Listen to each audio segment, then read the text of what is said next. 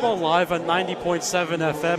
What a way to ring in the Christmas season. As the clock strikes midnight tonight, it will be December 1st. We got some Fordham men's basketball alongside my good friend Sam Davis. I'm Thomas Aiello. Sam, we've got an interesting game tonight. Fordham taking on the University of Maine, a team who hasn't won more than 10 games in the last 10 plus years, going up against a really physical Fordham team tonight. Yeah, Fordham 6-0 at home so far this season, obviously 6-1 on the year, but this is no easy matchup here against Maine. A very solid team, a couple of really good players, Kellen Tynes and Jetty Usipitis, so we'll get into both of those guys. A three-point shooter and a guy that can drive in the lane and create some trouble that way. So a good, solid team that Fordham's going to match up against tonight. And their head coach, Chris Markwood, former player, 2 years at Notre Dame, 2 at Maine. He was a part of Maine's last 20-win season, which was almost 20 years ago to the day. So an interesting rebuild for this very young head coach who has had really good experience in a lot of different areas. Yeah, you mentioned Coach Markwood, obviously assistant coach at Boston College last year. He's been an assistant coach for 16 years, finally getting that shot to be a head coach. And you mentioned also Maine, 6-23 last year. Obviously not a great team last season, looking to rebuild, but they've off to one of their better starts in a number of years, 4-2 on the year. They came off a tough loss against Brown last time out, but this is a team that's beat Boston College. They've played a number of very good games in the non-conference already so far, so expect a good challenge for Fordham in this one. And for Fordham, Sam, they're riding a 5-game win streak, looking to extend it to 6, and tonight they get a little bit healthier tonight. Yeah, they definitely get healthier. Obviously, Pat Kelly will be back. Played in just 2 games this year. He's been injured since that game against Arkansas. Injuries have been an issue with this team, but it's gone under the radar because they're 6-1. They've had such a successful season already, despite the fact that they've been missing a couple of freshmen, Noah Best and Angel Montas, and then getting Pat Kelly back tonight will definitely help with that paint presence for the Rams. But overall, the paint presence was really strong last game against Harvard. Abdou Simbila had a double-double, his first career double-double, a bunch of career highs for him. Expect another good game from him here tonight. Well, for Fordham, it's going to be an interesting task. Again, as you said, really tough Harvard team. Tommy Amaker loves to put out really fast-paced teams, and they're going to see a similar thing tonight against Chris Markwood's Maine team. One of the things they want to focus on, because this was one of the worst three-point shooting teams last year. They want to shoot the three well. Now, I know that's insane, but the best way to turn a weakness into a strength is to make it a strength, and you got to work on it relentlessly.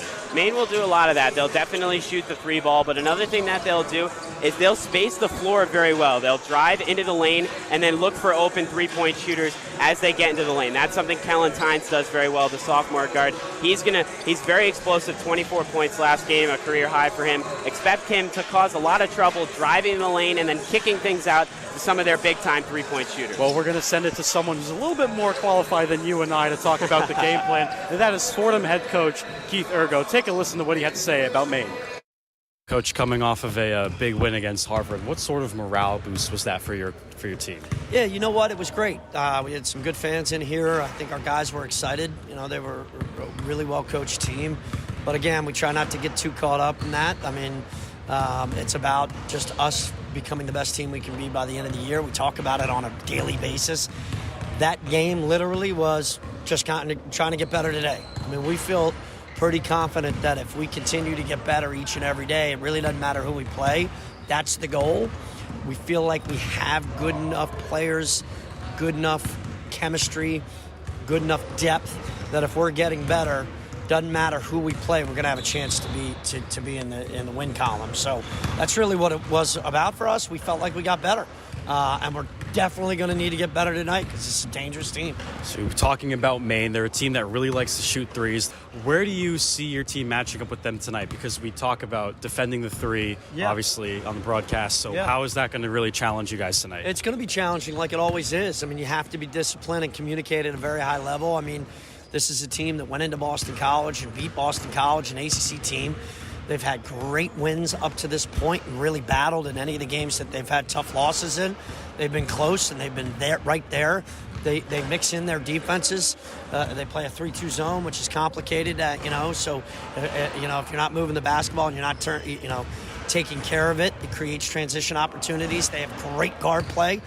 Kid Ty Jones is very talented, averaging nearly 19 points a game. So they have good one-on-one basketball players that can create up the dribble. So we have to be extremely dialed into our game plan and understand personnel and really be in tune with each other. We have to communicate at a very high level tonight, or else they could present a good amount of problems offensively. Coach, good luck tonight. Thank you so much. Well, you heard the man, Keith Ergo. This Maine team likes to play the zone. Now, Sam, the old saying goes in college basketball, there's two things that everybody uses. There's the Princeton offense, the John Chaney matchup zone, and then there's everything else. This Maine Black Bears team plays a zone defense, a 3-2 zone, a more uncommon defense, and one Fordham hasn't seen much of this early season. Yeah, 3-2 zone, like you mentioned, it's obviously very rare. They do play a lot of man-to-man as well, but they will switch into that 3-2 zone. They did it against Brown. They were down 17 points in the game with 10 minutes left. They switch into that 3-2 zone. They switch into a little bit of full court pressure as well, and they worked their way back into that game. They went on a 12-0 run after that. So expect Maine to use that defense selectively here, especially if they find themselves down in the game. Well, Fordham, a very physical team. They love to pack the paint. They love to be incredibly physical, full 94 feet. Coach Ergo has deployed more of a de facto full court press. It's not a totally planned one, but it is one where you can pick up full 94, and that's really thrown teams off of their game. Yeah, and the Fordham defense has obviously been a big key for them this year. It was a huge key for them last year, the fourth best defense in the A-10, averaging 63.9 points per game. But the offense as well for Fordham has really taken a step up this year. They were second to last in the conference last year, but sixth best offense now in the A-10. So right in the middle of the pack, which is a huge improvement for the Rams offensively. They're going to need to shoot the ball well because Maine shoots the ball at an incredibly efficient rate. They're 13th in the NCAA in field goal percentage at 51.2%. So Maine's going to shoot the ball well. Fordham's going to have to respond and do the same.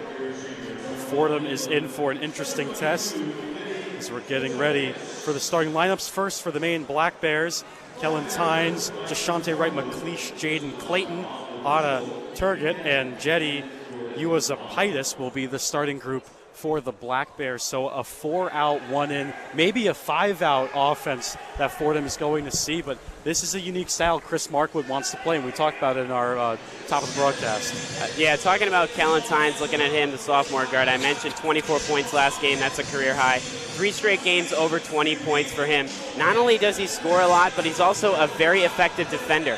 3.5 steals per game. That's first in the America East in the conference for Maine. His 21 steals are top 10 in the NCAA. So a very good defender in addition to his scoring. And then Uwazapaitis, who you mentioned, he's a guy that can shoot the three ball very, very well. 53% from behind the arc on the season. So those two guys will be kind of the ringleaders for the Maine Black Bears offense. But it's a number of different guys that'll get involved for them as well, for sure. And for Fordham, not much has changed. I mean, the same starting fives through these first 8 games. Darius Quisenberry, Kyle Rose, Antrell Charlton, Abdu Simbila, and Khalid Moore round out the Fordham 5. What more could you ask for if you're in college basketball? Consistency is king every single year, and Fordham has that consistency this year. Yeah, it's funny that you mentioned that, Thomas, because I was looking at the starting lineups for each game, and it's all the same exact guys, obviously, like you mentioned. And that's really rare, and that's really nice to have if you're Fordham so far through the non-conference. Injuries happen, but the ability of this team to trot out those same 5 guys that you mentioned there. And those guys have been very, very good so far this year. You mentioned Abdu Simbila. Obviously, I already talked about it, the first career double-double for him. 16 points, 15 rebounds. Also 5 blocks last game against Harvard. That's another thing to note that Coach Ergo really wants out of Simbila. The defensive presence, the presence in the paint. Ergo multiple times has said he has the potential to win Defensive Player of the Year in the A-10. He's just that good defensively. And they're expecting a lot more consistency out of him going forward. So expect to see him continue to have good games night in and night out for the Rams. Well, if you follow his journey from Penn State, now here to Fordham, barely played as a freshman at Penn State, played sparingly in the first half of last year, but picked up some serious steam in the second half. And he's been thrusted into the full-time starting role. And he's really just put his signature on the season so far with that last game, as you mentioned. So we're just about set to get going here from the Rose Hill Gymnasium on this Wednesday night. Fordham and Maine. Maine is in their away navy blues with white letters and trimming. Fordham in the home whites with that maroon trimming. As we're getting set here, Keith Ergo and Chris Markwood, 2 young coaches, 2 very respected young coaches across mid-major basketball with serious pedigree.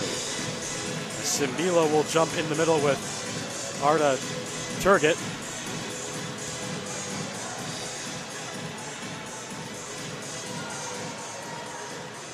The music fades and official begins to walk towards the center circle.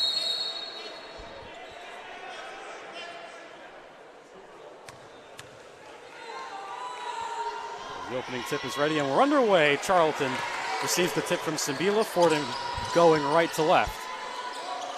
Quisenberry at the top of the circle. Drives the right lane, rejects a screen. Far corner, Rose a three. Well short. Ball's loose, and this one is going to go against Fordham. A loose ball foul, so Maine will have possession. Yeah, contested three in the corner there for Kyle Rose. Not a great look. A guy that shoots the three ball very well, but just not a good look. Contested right there in the corner. So Jaden Clayton, the freshman, brings this up full court, played by Kyle Rose at the block F. Maine going left to right. Clayton with the crossover, kick pass. Wright McLeish and an air ball. So 2 air balls to start this game. 30 seconds in, no score. Wright McLeish, 7.8 points per game this season so far. A solid score, but just completely missed everything there. Charlton on the far wing, hands off to Rose. Fordham opens the motion offense at the top third of the perimeter. Khalid Moore near corner. In and out dribble on the left baseline. Works into a post up on the left block. Loses the handle and throws this into air. And another Fordham turnover. Looks like Khalid Moore was looking for Kyle Rose there at the far corner, but a little bit of miscommunication. Rose popped up towards the top of the key, and that ball was just thrown completely out of bounds. So Clayton brings it up full court. Gets across the timeline. We're about a minute played here. Still no score. Turgott swing pass near side. Uazapatis now on Simbila. We mentioned Maine loves to run that 5 out. Uazapatis with the crossover on the right wing on Simbila. Driving inside, spinning, turning, short, rebound to Charlton. Fordham looking to push. Quisenberry far side. Pulls back on right McLeish. Swings pass to the near corner, Kyle Rose. Played closely by Tynes on the left wing now. Trying to find the mismatch. Entry feed for Moore left block. Lee Moore takes a spill under the basket, and this one goes out of bounds. Fordham now with their 3rd turnover. Khalid Moore was in good position there at the left block as he took a bounce there, but just lost the handle, fell to the ground, and another turnover for the Rams, something that they've struggled with all year long. Rose picks up 94 feet on the far side. Tynes now facilitates the left wing. Euro step inside and lays it in for 2. And the Black Bears strike first. A minute 40 seconds played. It's 2-0. Charlton right wing down the middle. Goes into a post up. Trying to find someone open. Oh, beautiful pump fake. Misses the layup. O-board Simbila under the basket. Hook shot is good off the glass, and we're knotted up at 2. Simbila picking up right where he left off. Huge offensive rebound, and then the easy layup there. Swing pass, Turgott at the top of the circle. Played by Simbila. Uazapatis drives the left baseline on Quisenberry. Tynes in the same spot. Charlton closely hounding Uazapatis. On that left wing, now switched on to by Simbila. Shot clock down to 7. Tynes has to hurry. Pulls up right elbow. Short. Khalid Moore rebound. Pushing in transition is Moore. Swing pass to Quisenberry far wing. Drives the right baseline. Pulls up just inside the arc. Nothing there. O-board Khalid Moore. We're going to have a foul on the floor. This one will stay with Fordham. Maine does not rebound the basketball very well, especially offensively. They gave up 9 offensive rebounds last game against Brown. Fordham able to pick up a couple big offensive rebounds here and get a couple second chance opportunities. So Khalid Moore will inbound. Just over 2.5 minutes played. Swing pass now to Charlton, top of the circle.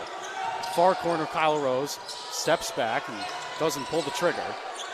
Intercepted here by Tynes, and we're going to have a turnover as Tynes stepped out of bounds, and Fordham gets it right back. Tynes with a nice job there, jumping the passing lanes. I mentioned how effective he is as a stealer, stealing the basketball, but just stepped out of bounds there. So Kyle Rose will inbound near side. Finds Charlton off an easy inbound.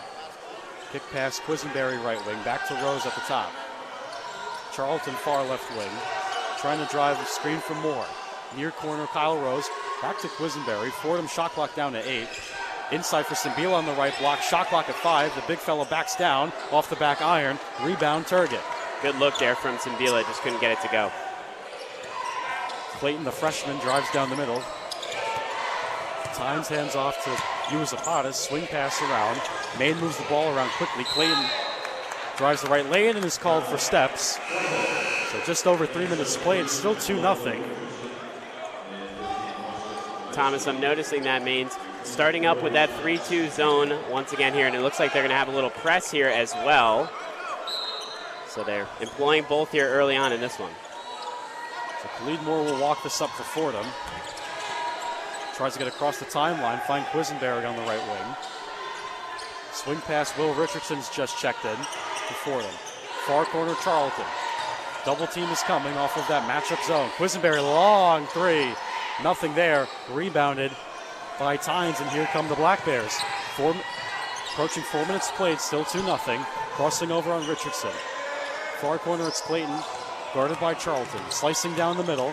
Tries to get into a back down, but nothing there. Uwazapatas now drives down the middle. Same spot. Turgott pivots on Nowitzki, pulls a three, and that one goes down for Ata Turgott. 5-2 Maine.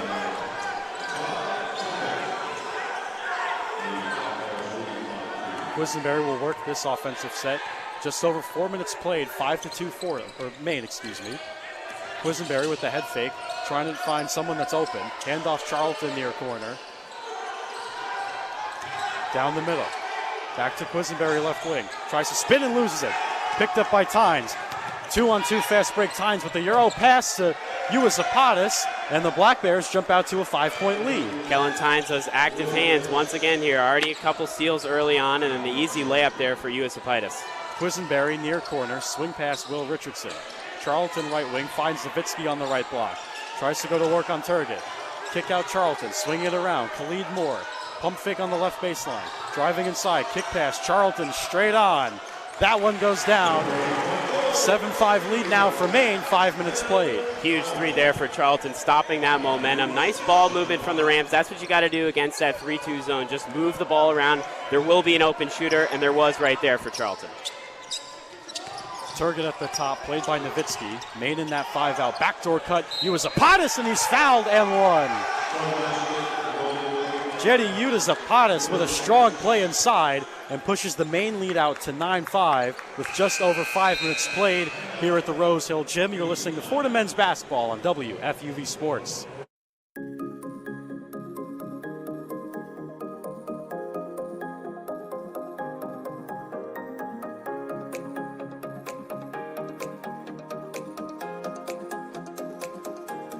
Hey everyone, I'm Miles Grossman.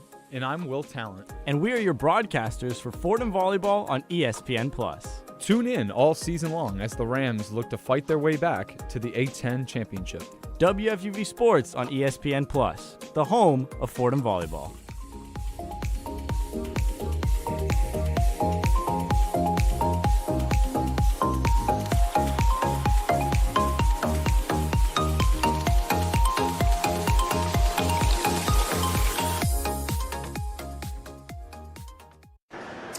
Back to the historic Rose Hill Gymnasium alongside Sam Davis. My name is Thomas Aiello. Score right now, Maine 9, Fordham 5. 14:44 to go in the first half. And Sam, not the start you want if you're Fordham. Definitely not the start that you want. And Fordham has had a little bit of trouble offensively against a zone. Last time I was calling the game was against Stonehill about a week or so ago, and it was a very similar scenario. Stonehill opened up in their zone, and they were able to kind of work their way back into the game. I think Maine is sensing, and Coach Markwood is sensing, that Fordham struggles against the zone at times, so they're going to continue to use it. They're going to make Fordham beat them that way by passing the basketball and not turning the ball over, and that's something Fordham has struggled with all year long, like I mentioned. Already 4 turnovers early on in this one. Maine only has 2, but the turnovers have been a theme so far this season. Arkansas, they had a lot. They had a lot against UIC. You can go down the list, but this Fordham team, if they want to be successful in the Atlantic 10, those need to get cut down right now. Yeah, and we talked about that Harvard game, and I think what was so good about that game and what the reason why it was one of Fordham's best games all season long was the amount of turnovers. Only 10, well, I should say only, obviously 10 for them is a pretty solid number considering they average about 16 per game. So 10 turnovers in that last matchup against Harvard. They took care of the basketball and they win the game. That's going to be obviously a key all season long, but like you mentioned, once you get into A10 play, those turnovers can really come back to bite you. They haven't yet for the Rams, but don't expect that to hold on much longer here going forward. So as we get set out of the timeout, Jetty, you as Zapatas will go to the free throw line off of the and one before this timeout. The grad student from London, England, came from Georgia Southern. It just so happens to be Maine's next game is in London. You don't usually see a player from London. No, I know. Very interesting there. It's a rarity in this sport. Yeah. So the free throw goes down. It's 10-5 Maine. Approaching 6 minutes played. Charlton brings it across half court. Met with a double team. Quisenberry flies down the middle. Bounce pass. Dean couldn't hang on. Still holds on to it, though, in the near corner, and Fordham will reset. Charlton at the top. Crossing over on Zapatas. With a pump fake. Feed inside for Nowitzki. Back to Charlton off the deflection. 5 on the shot clock. Entry feed Nowitzki. Double team in the post. 2 to shoot. And nothing there. And a 30-second violation. So this one will go Maine's way. Fordham had a couple of chances there to turn the basketball over multiple times. They were able to win those 50-50 balls, but still couldn't even get a shot up as Nowitzki was double teamed at the left block there. Didn't know what to do, had nowhere to go. Had to put up a shot, but couldn't find an open lane. And credit Maine with some really solid defense early on here. Maine will inbound. Clayton has been tasked with a ton of ball handling duties tonight, the young freshman from Canada. Far side now played by Charlton. Clayton and Dean now going at it one-on-one. Clayton spinning on the inside. Cut pass to Filipovic, and this one gets stuck in between the rim and the backboard. And Peter Filipovic should be going to the free throw line here for 2. Little wedge there as Clayton drove into the lane and then kicked it out there. Filipovic with a nice cut to the basket. That's what Maine does. They drive towards the lane. They force that defense to kind of converge in the paint, and then they look for places to kick it out. They're able to find Filipovic there. His first free throw goes down. So now it's a 6-point lead for Maine. Just under 14 minutes to play here in the first half. 11-5 is the score. The Black Bears up on the Rams. Filipovic, the junior from Hungary, has a second free throw, bounces off, and Romad Dean eats the rebound. Quisenberry walks this up for Fordham. Accelerates towards the right lane. Hangs in the air for 2. And here's a steal by Richardson. Bounce pass Quisenberry with the pump fake. And he'll go to the free throw line for 2. So 2 nice plays for Fordham, and they have a chance to cut this lead down to 2. Really, really impressive layup there from Quisenberry. Put that one high off the glass. Really got up there. Was high into the air hanging. Was able to get that layup to go. He struggled in terms of shooting efficiency so far this year. Not this year, but in the last couple of games. 10 for 37 in the last 3 games from the field. That's under 30%. But he still finds a way to get involved other ways. That's what Quisenberry does so well. His first free throw was good. Shooting north of 90% on the young season. So now it's a 3-point lead for Maine. Quisenberry will get ready for his second free throw. We're going to have a lane violation. This one is going to go against Fordham. This is on Rostik Nowitzki. Bad mistake there. As you mentioned, Quisenberry, a very, very good free throw shooter, just 2 misses all year. You want to give him both opportunities to hit both free throws.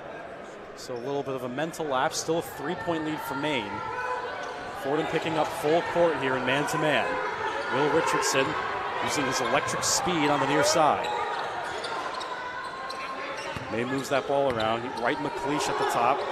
With Tynes now at the far left wing. Drives down the left lane. Euro steps inside. Ball's tipped around, and this one will stay with the Black Bears. Tynes once again driving to the basket there, but that time he had nowhere to go. Nice defense there.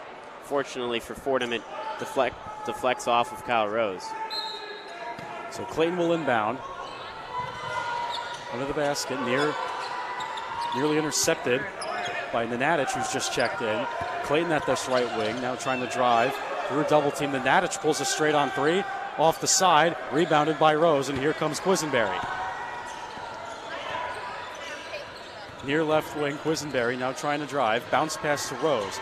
Down the right lane he goes, and we're going to have a foul here against Maine. Usually you see Kyle Rose on the perimeter taking threes, but a nice job there driving into the lane, able to draw some contact. Maine does not foul very much. They're top 50 in the NCAA in fewest fouls per game, just about 14 per game, but they pick up one there. Look at you pulling out all the stats, Sam. That's what I do. That's what I'm here for, Thomas. Inbound Simbila far corner. Kyle Rose with a pump fake. Quisenberry on the right wing. Back to Rose, straight on. Off left side, tipped around. And foul on the floor. This is going to go against Maine again. Really nice work there from Khalid Moore underneath the basket working. He was double teamed. It was just him underneath the basket in the paint there, but he's able to draw another foul as Kyle Rose missed that three. He doesn't normally miss. A very solid three-point shooter on the season. So still 12:58 left in the first half. 11-8 Maine. Swing pass Rose down the left lane. Hop steps inside for two. Kyle Rose with a really nice ball fake there was able to draw the defense towards the corner, and that allowed that open space in the middle for him to drive right to the basket and get the layup. Clayton and Richardson, the battle of the freshmen, as Clayton drives the right baseline and intercepted an errant pass, picked up by Rose, and now he's going to be fouled by Clayton.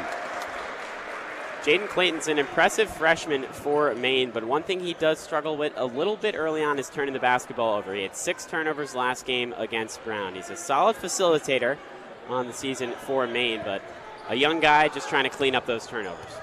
Richardson walks it up for Fordham. 12:30 to go in the first half. Fordham down 1. Richardson gets inside. Simbila flies in!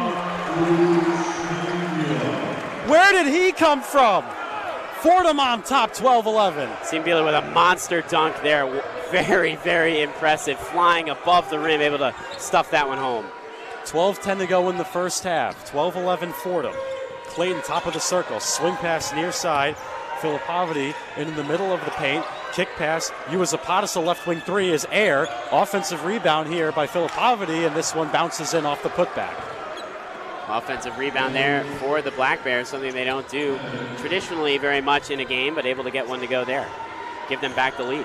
13-12 now for Maine. 11:45 left to go in the first half. Khalid Moore near corner. Chance of let's go Rams as Moore drives inside. Eats the contact off the window. Khalid Moore does a really nice job driving to the basket. That's something he does very well, able to do that there with some contact as well, able to finish. 14-13, kick pass near corner, right McLeish 3, back iron drawn, loose ball and picked up by the Black Bears. Clayton drives the left lane. Filipovity far corner, nothing for him. Rebound Will Richardson. Here comes Fordham now. Quisenberry on the far wing. 11 minutes to play in the first half. Fordham clinging to a 1-point lead. Straight on 3. Will Richardson, no. Tipped around and rebounded by Filipovity. Will Richardson struggled the last couple of games. 0 for 3 from the field last game against Harvard and missed there as well. Quisenberry trying to go for the interception on Clayton, rolling to the basket. It's Filipovity who uses the pump fake. And Maine now is back up 1, 10:45 left in the first half. Back and forth action here. Maine doing a nice job finding those guys into the paint, those big guys for the Black Bears, able to get a couple easy layups. Screen and pop from Richardson and Simbila at the top. Trying to find an available person. Finds Khalid Moore far corner, driving the left baseline. 11 on the shot clock. Moore in the post up is picked off. Right McLeish comes up with the loose one. Near side wing. Now pulls back. Filipovity in the same spot. 10:15 to go in the first half. Maine still up 1. Clayton at the top of the block F. Switched on to by Simbila. Right McLeish plays pick and pop with Uwazapatis. Drives down the middle. Hop step layup for 2. And Maine is back up 3. We talked about Uwazapatis being a three-point shooter, but he's able to draw the pump fake there, driving in the lane with an easy layup. Quisenberry far wing. Double team coming. Bounce pass. Swing around the perimeter. Rose. Ball fake. In the middle. Runs into a double team. Quisenberry. Left block jumper. Nothing there. Uwazapatis rips it from Simbila. Quisenberry did a really nice job there avoiding the charge as the Maine defenders set their feet there, but Quisenberry just couldn't get the floater there to go. Clayton on the far wing. Filipovity played by Simbila. Maine still up 3. 9:20 to go in the first half. Uwazapatis nails a 3. That's what he does so well. He shoots the 3 ball 53% from behind the arc. He drains that one there. So a 20-14 lead for the Black Bears, and we're going to go to a timeout with 9:08 to go here in the first half. Once again, the score, Maine 20, Fordham 14. You're listening to Fordham men's basketball on WFUV Sports. The one-on-one scoreboard. Starting off in the Atlantic 10, LaSalle falls to Temple 67-51. Toledo leads Richmond by 9 with 11 minutes left. Hofstra closing in on George Mason 43-38, 12 minutes to go there. And the Dayton Flyers lead Western Michigan by 11. Moving to the top 25, 17 Duke taking care of 25 Ohio State with 18 minutes left. Close game between Purdue and FSU, 34-32 at the half. Checking in with the NBA, the Knicks trail the Bucks by 3 with 2 minutes left in the second, and the Nets lead the Wizards by 5 at the Barclays. Finally, sliding to the NHL, the Rangers have scored 2 against the Senators, while the Islanders are off tonight. Same for the Devils, who return to action tomorrow against the Predators. With the one-on-one scoreboard, I'm Annabelle Watson.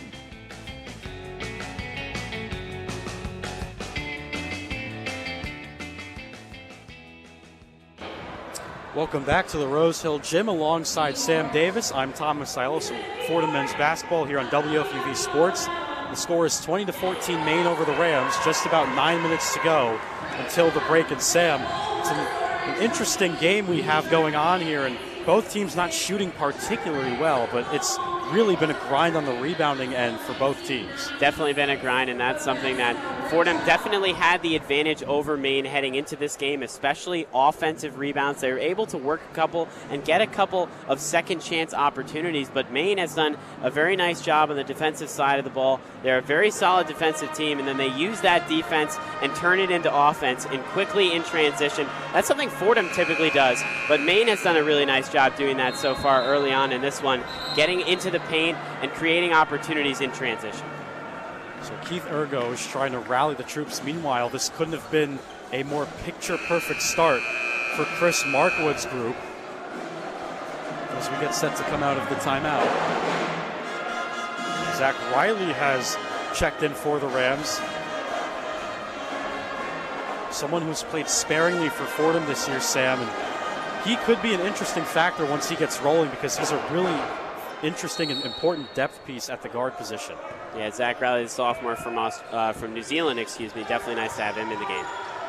Top of the arc, Quisenberry. Khalid Moore and him play catch. Fordham trying to break this 2-3 zone. Lob pass Riley left wing. Slithering his way through, bounce pass far wing. Quisenberry, a 3 goes down. Really nice move, driving into the lane was Riley there, and then a really solid vision to pass across the court, find Quisenberry for the open 3, and he drains it. So it's a 3-point lead now for Maine, 8:30 to go in the first half. Uwazapatas near side wing, Nowitzki playing him closely. Tries to drive that right baseline, reverse layup, oh what a nice move.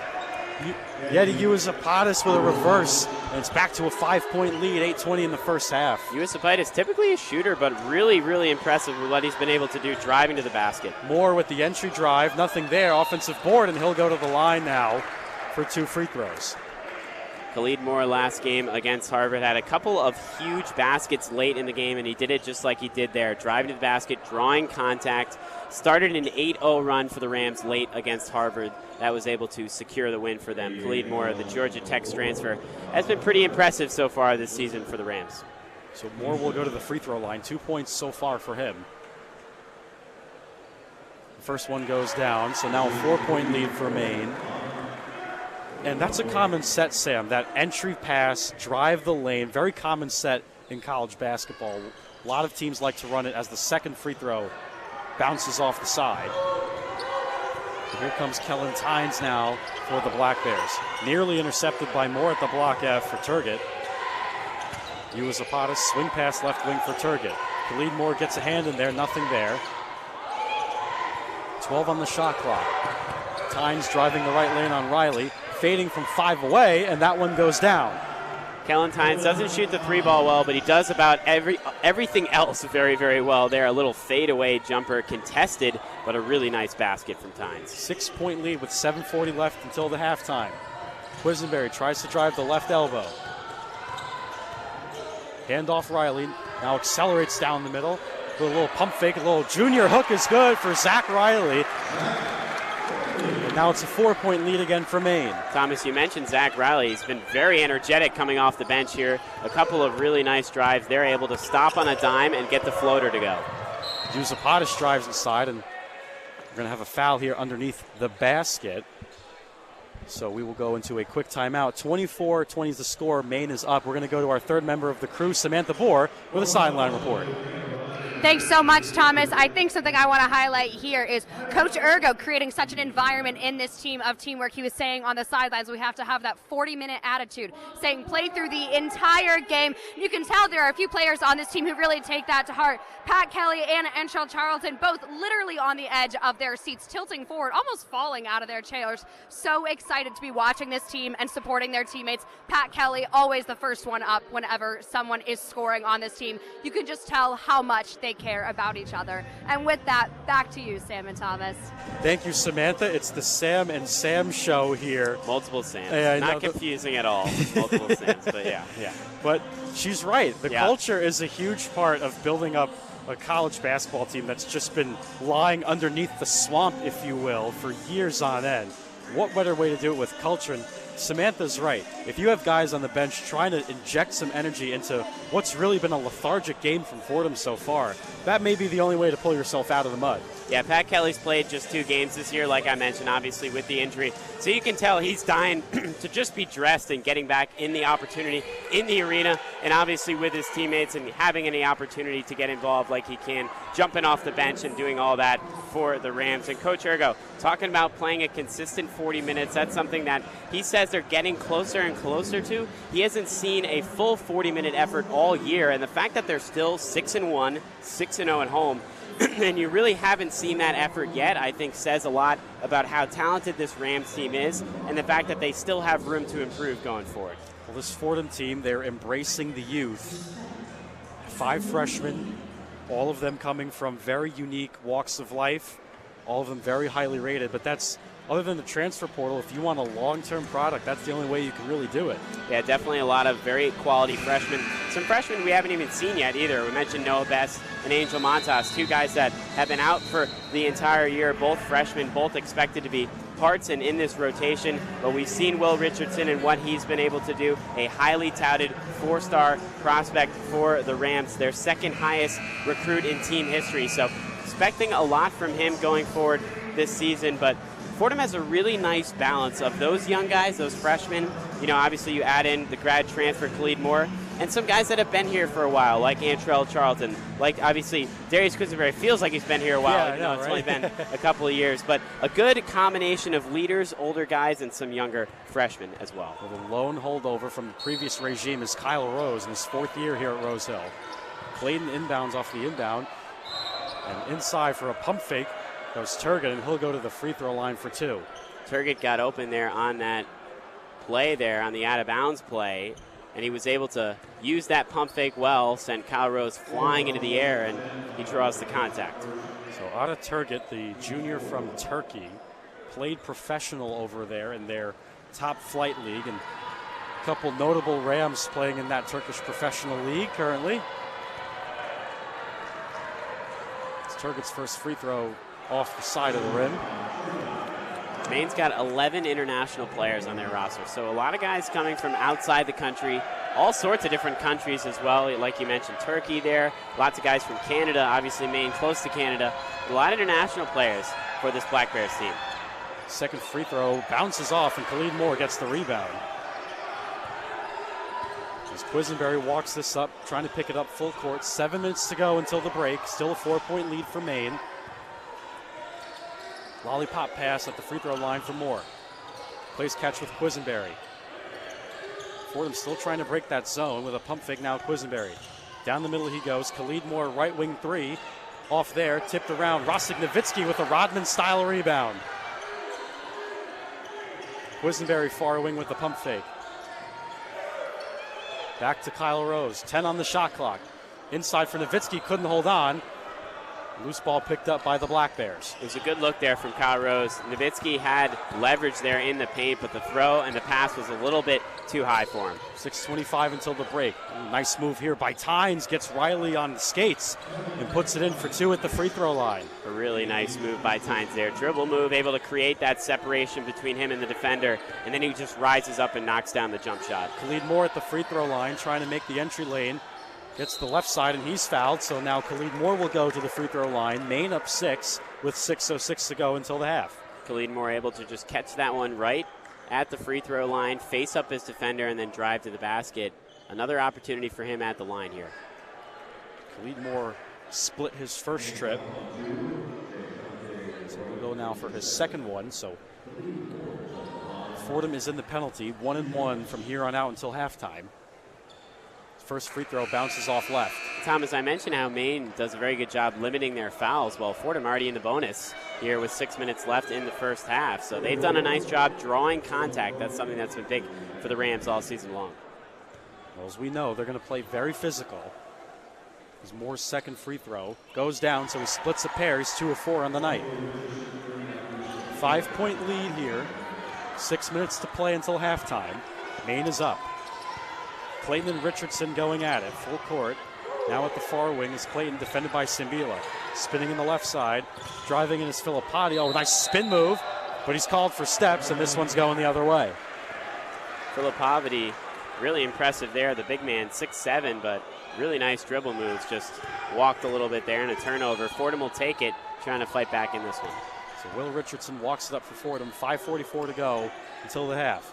Still down 5 to the Black Bears. Richardson left wing makes his move on Zapatas. Zach Riley will pull from straight on. That one goes down. And Zach Riley having his best game so far of the year. It's now a 2-point lead for Maine. Zach Riley has not gotten a lot of playing time this year, but we know how well he can shoot the 3-ball, showcases it there. Tynes at the top of the block F. 5:18 on the game clock. Driving on the left block. Air ball is a floater. Didn't even get close to the rim. And here comes Fordham looking to push. Will Richardson, swing past Quisenberry. Long 3 from the left wing is off on the right side. Loose ball picked up by Clayton on the far end. Ill-advised shot there from Quisenberry. Fordham had some momentum there. Should have slowed it down. Moore takes a spill, poked away. Free throw line. This is Turgott spinning on Simbila. A double spin. Nice move, but Khalid Moore, with authority, grabs the rebound into the basket. Fordham now pushing. Moore weaving his way in and out. Kick past Riley, finds Simbila left block. Going to work on Turgott with the back down. A move, and now he's going to get called for a travel, and Fordham turns it over again. Yeah, another turnover there. That's something that we talked about a lot with this Rams team, and they're looking to fight back into this game. They can't afford to turn the basketball over. They can't afford quick shots. They have to really work for their shots, especially in transition, and find that best opportunity as they find themselves down 2 here. So 4:35 to go until the halftime. Maine is up 26-22 on Fordham. Quisenberry picks up Tynes at the half court mark. Zapatas meets a double team at the top. Swing pass now. Out of Togan, who's just checked in for Maine. Ooh, a step back move by Zapatas. Oh, wow! A step back 3 from Yeti Zapatas, and is back to a 5-point lead for Maine. Zapatas took advantage of being guarded by Simbila there at the 3-point line on the switch from the Rams defensively. A beautiful step back 3-pointer. Riley at the top of the block F. Just under 4 to go until halftime now. 3:56. Will Richardson trying to direct traffic at that far wing. Riley left wing. 5 on the shot clock. Sees it. Kicks it. Richardson will pull right wing. Back iron. We're going to have a loose ball foul against Fordham. This one will go the other way.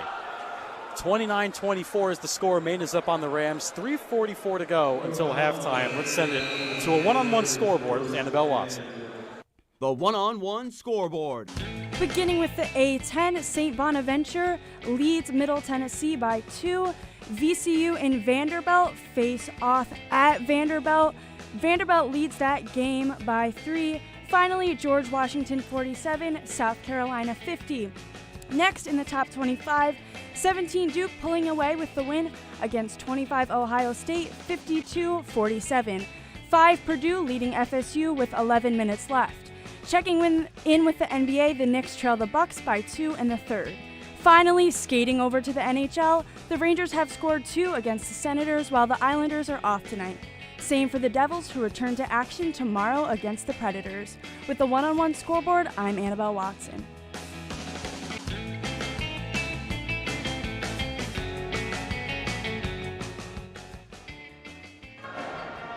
Thanks, Annabelle. Welcome back to the historic Rose Hill Gym. Our coverage of Fordham men's basketball on WFUV Sports. The Rams down 5, 3:44 to go until the halftime mark. Sam, this is, I don't even know how to characterize this game. I mean, there's a lot of things happening, a lot of turnovers, incredibly gritty, maybe lethargic in some senses, but it's a very fascinating back and forth that we have here at the Rose Hill Gym. Yeah, Fordham's only trailed twice heading into halftime. Once was against Arkansas. We know how that one ended up. But the other time was here against UIC. They were down in the first half, but they came back in the second half. So obviously just down 5 points here. This game, definitely still in the balance for both sides. But what impressed me there from Maine is Fordham was able to work their way back into the game, got within 2 points, but then they respond quickly, hitting a big three. Usapitis hitting a big step-back three.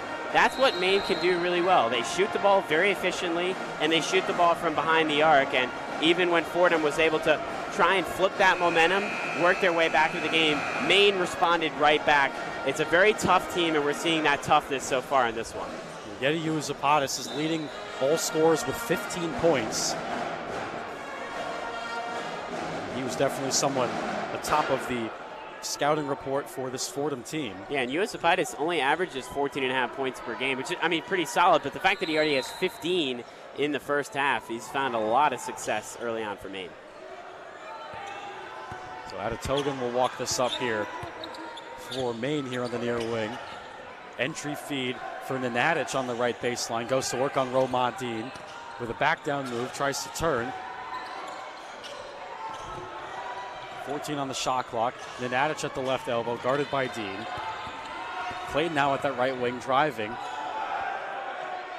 Three ball goes up and rebounded by Simbila under the basket.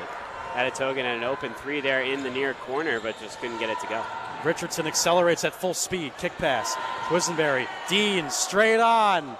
Back iron. Rebounded there by Tynes. Really good ball movement from the Rams. That extra pass to Dean, who was open for three, but just couldn't get the three to drop.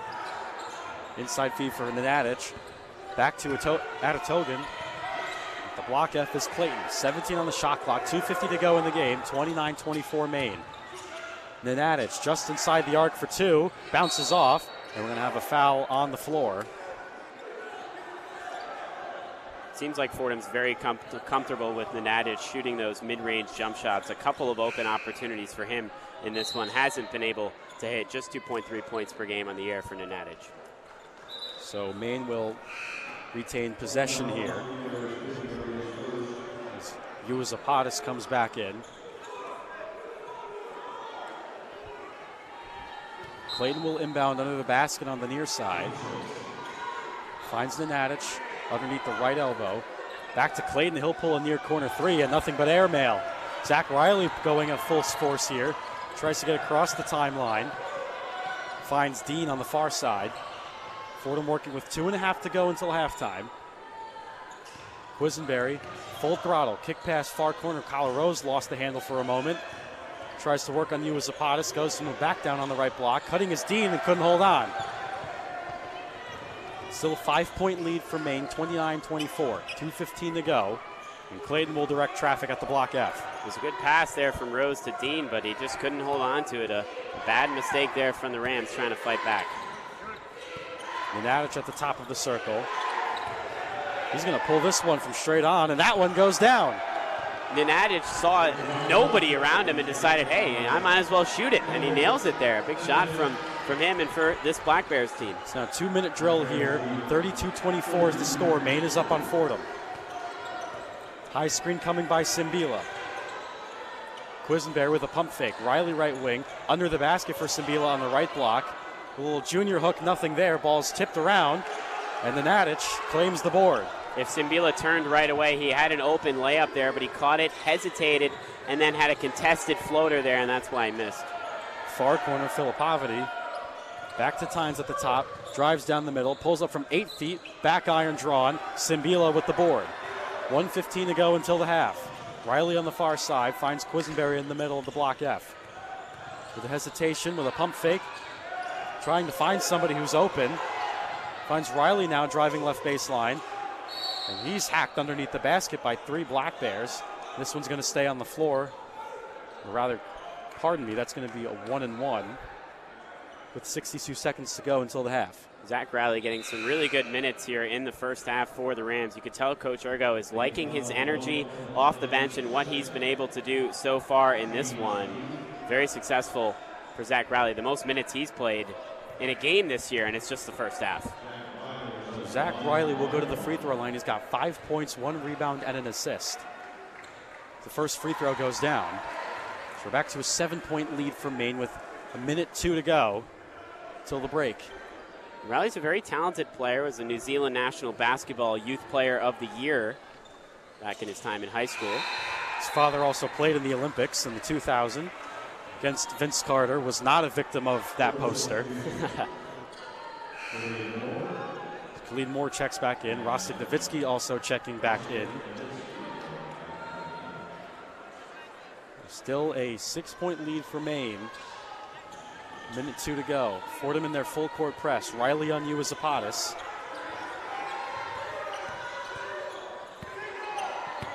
.55 seconds to go. Nenadic at the top of the block F. Handoff Filipovic. Now to Zapatas on the right wing. Switched on to by Nowitzki. 14 on the shot clock, 45 seconds. Zapatas drives inside on the right block, trying to work his way, and he's called for steps. And this one will go back to Fordham. Zapatas has had a lot of success driving towards the basket so far in the first half, but they're just a walk, and Fordham will gladly take that turnover here. So Chris Markwood counters with a full court press here in man-to-man coverage. Kyle Rose will do the inbounding duties. 40 seconds to go until the half. Shot clock and game clock separated by just about 18 seconds.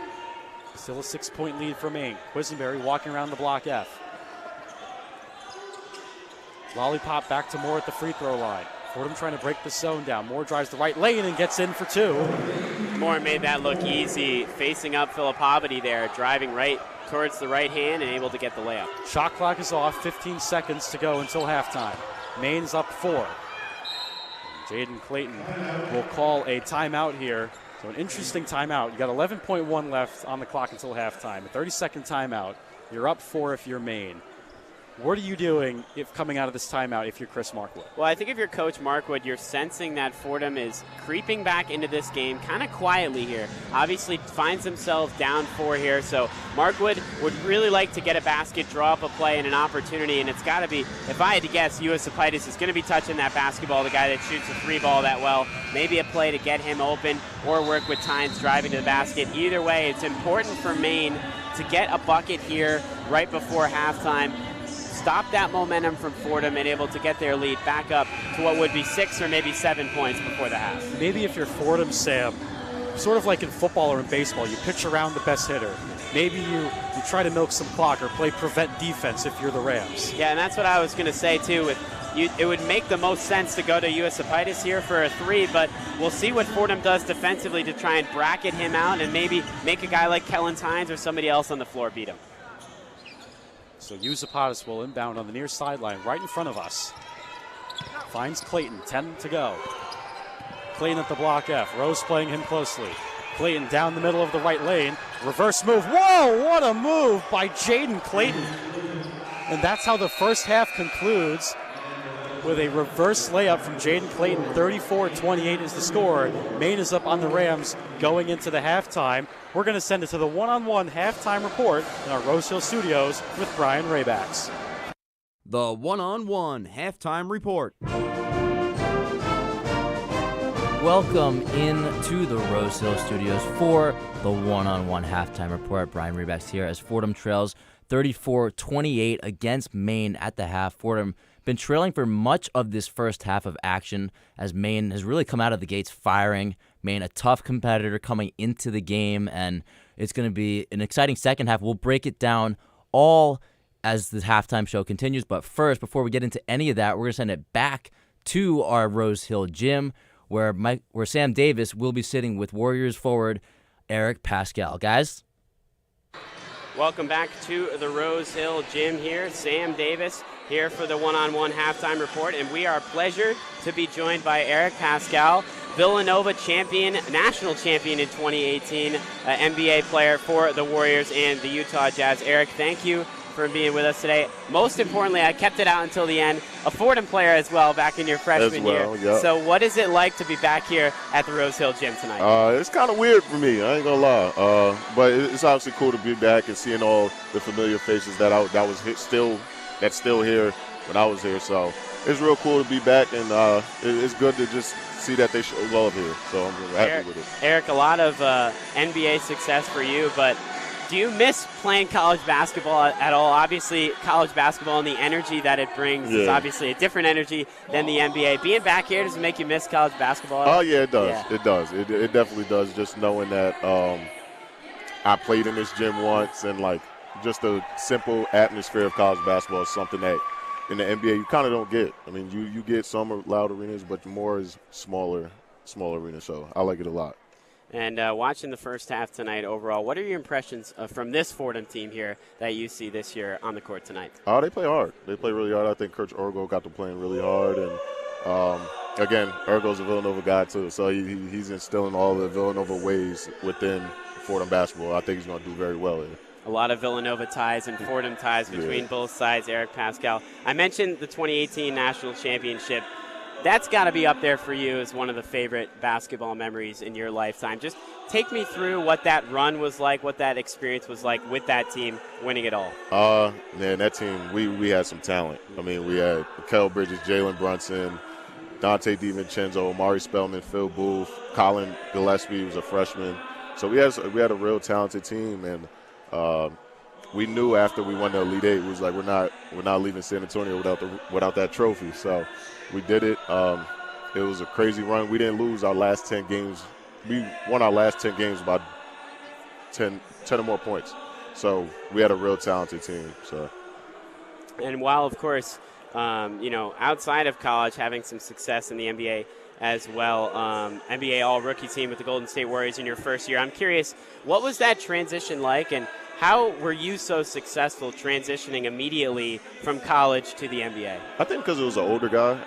I did 5 years of school. Yeah. So for me, I feel like I had a lot of experience, and Coach Steve Kerr was the exact same way as Coach Wright. So it kind of made it easier, and they're best of friends, so it made it way easier for me.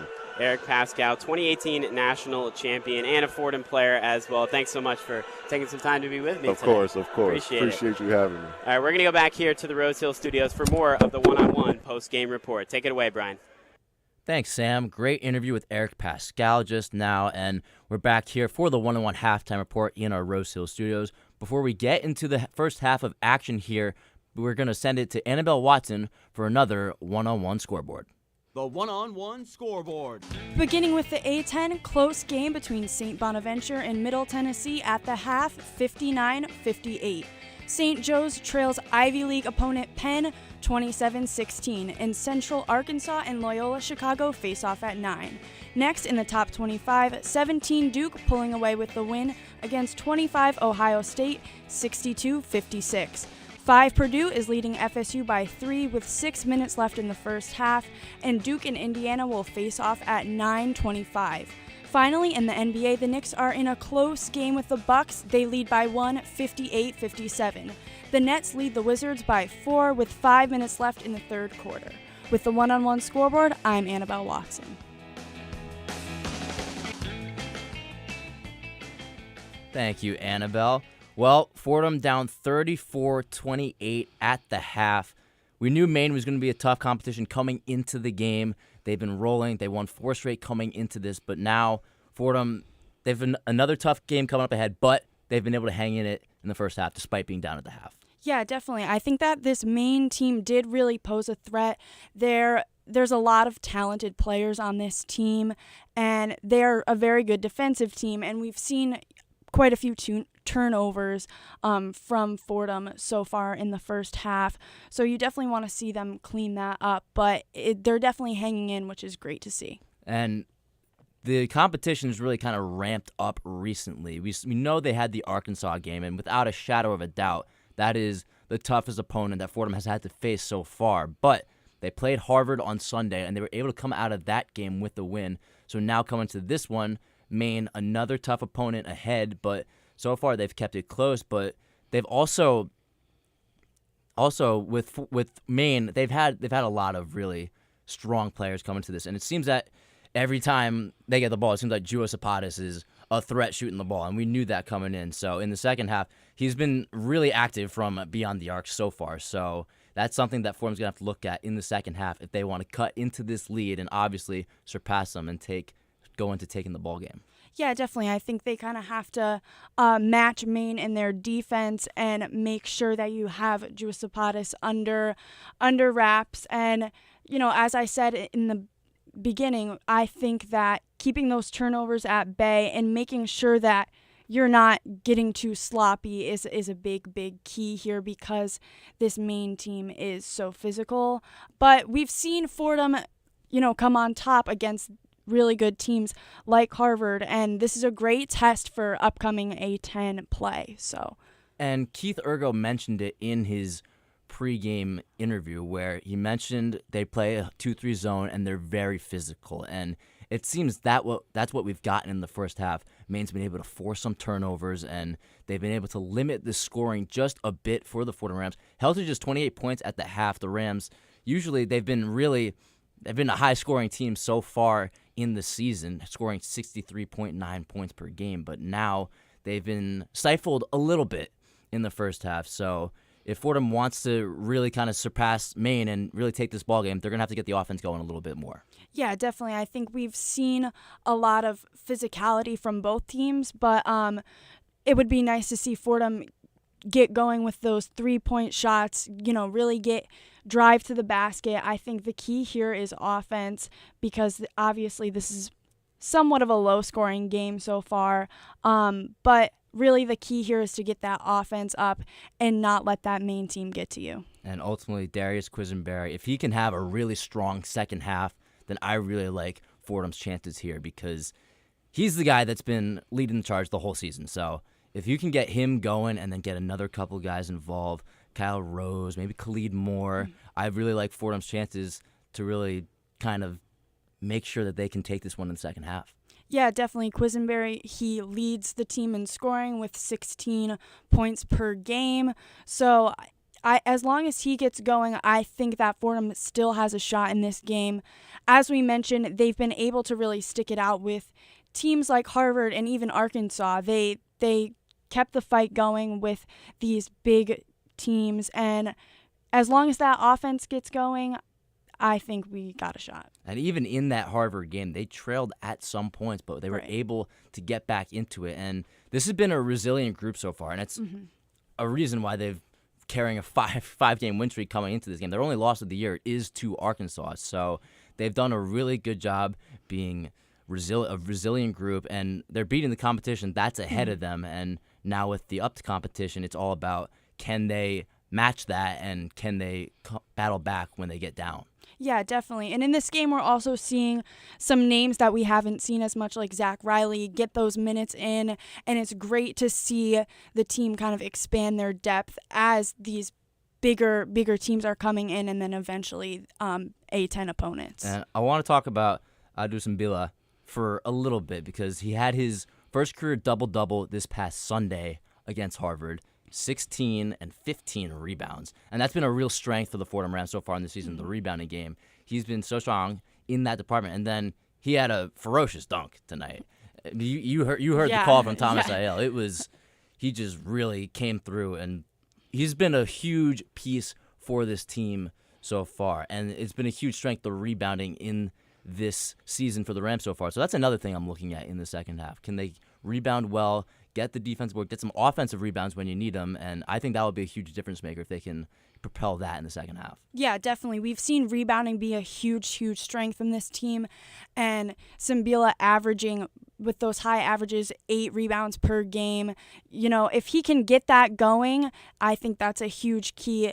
Just get those rebounds and lead to scoring, take good shots. I think that's really a key to pulling ahead in this second half. But definitely something they need to capitalize on. It seems to be, it's all about just doing what you've done well so far Right. in the first half of the season.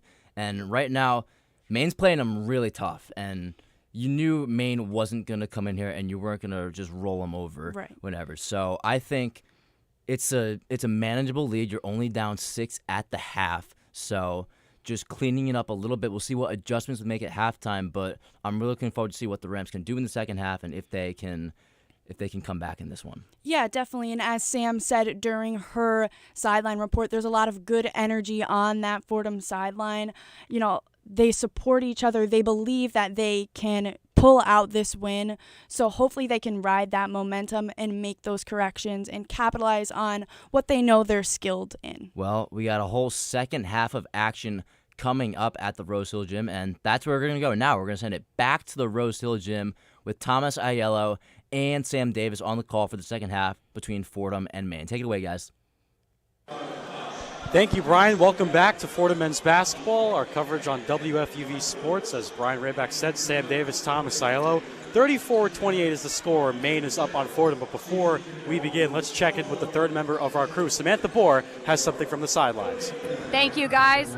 Yeah, as we head into this second half, you can tell that the team and the coaching staff is a little bit frustrated being down. I mean, they're 1-1 this season when trailing at the half. I was watching Coach Dave Paulson on the sidelines. He's pretty frustrated with the defense and allowing this Maine team to shoot threes when normally that is not their strength. They actually changed their defensive formation right at the end of that first half there, so we'll have to see how that plays out here. And I actually watched Coach Ergo drop his clipboard, so you could tell that he is frustrated. He literally asked this team to, quote, play it tougher and tighten up on numbers 22 and 12.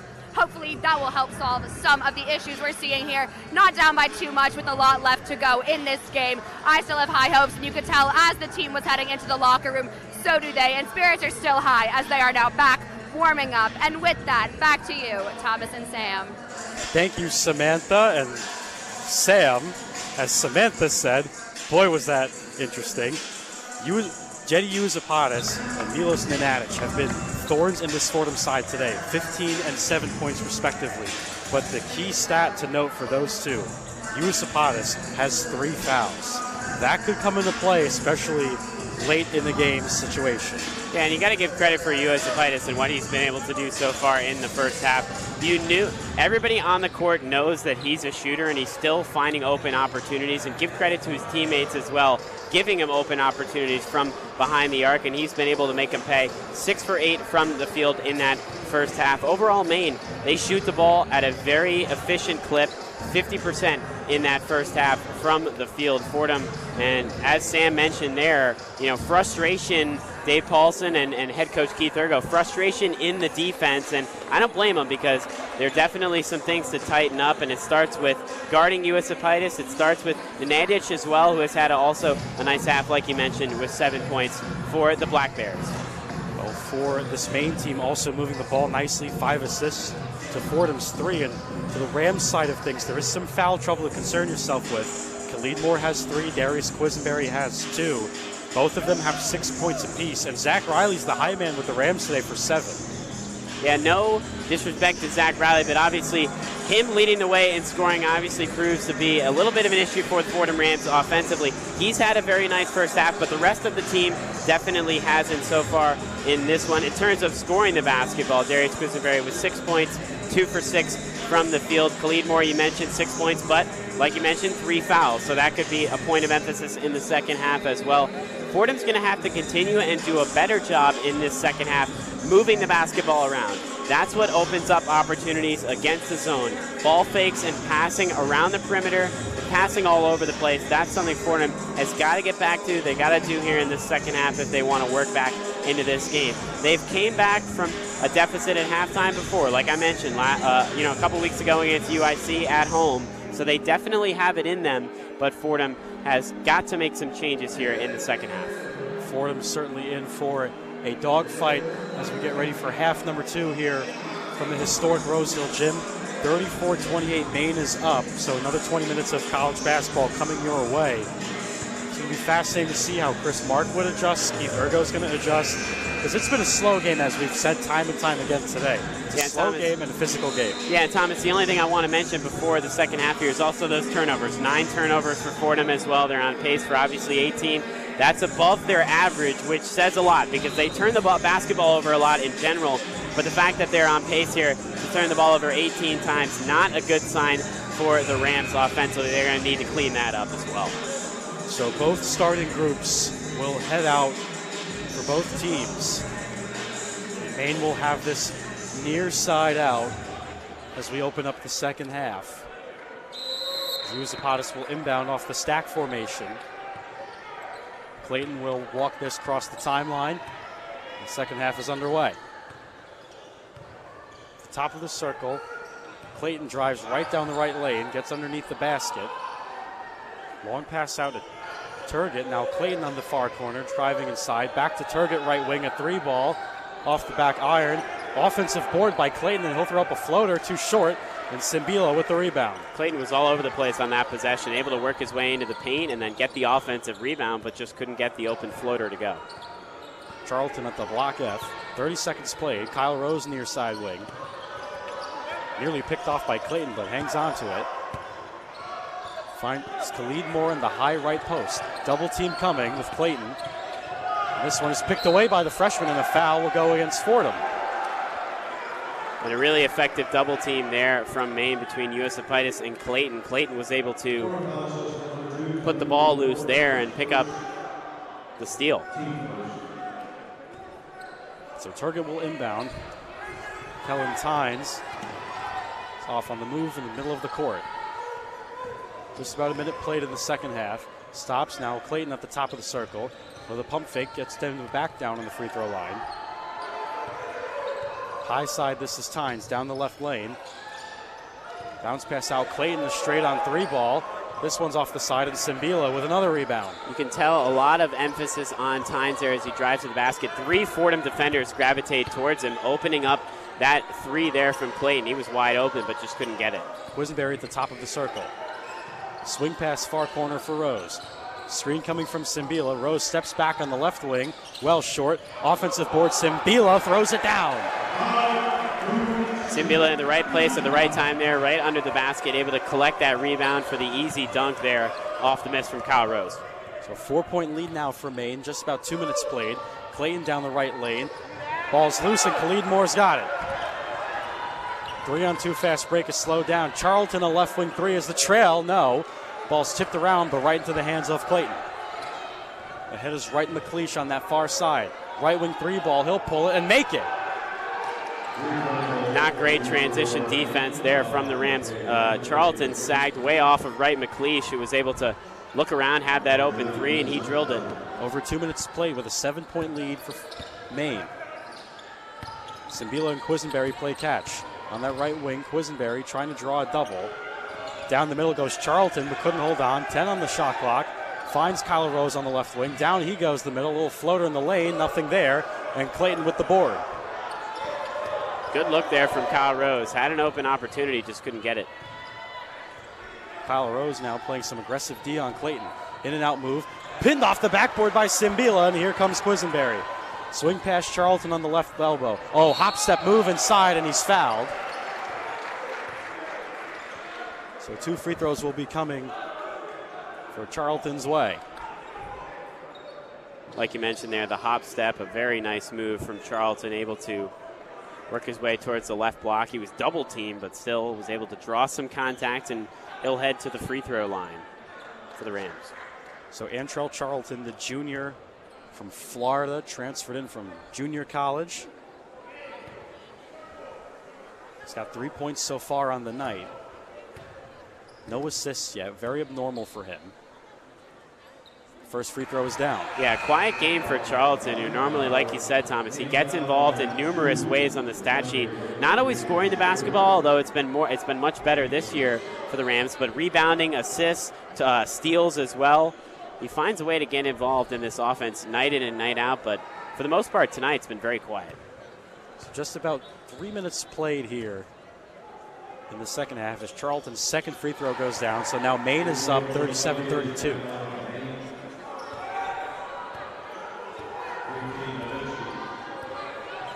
Clayton walks it up. Still at the block F. Now finds time. Swing pass to Zapatis on the left wing. Clayton on the near corner. Entry feed for Filipovich, who's just checked in. Back to Clayton on that near corner. 11 on the shot clock. Slicing through the middle. 3 ball for Turgott is good. Quisenberry on the near wing. 8-point lead for Maine. Down the right baseline he goes. Charlton swinging it around. Feed inside. Nowitzki right block. Goes to his back down. Back to Will Richardson. Down the middle of the lane. Bounce past Charlton. A near corner 3. Rolls off. Rebounded there by Filipovich.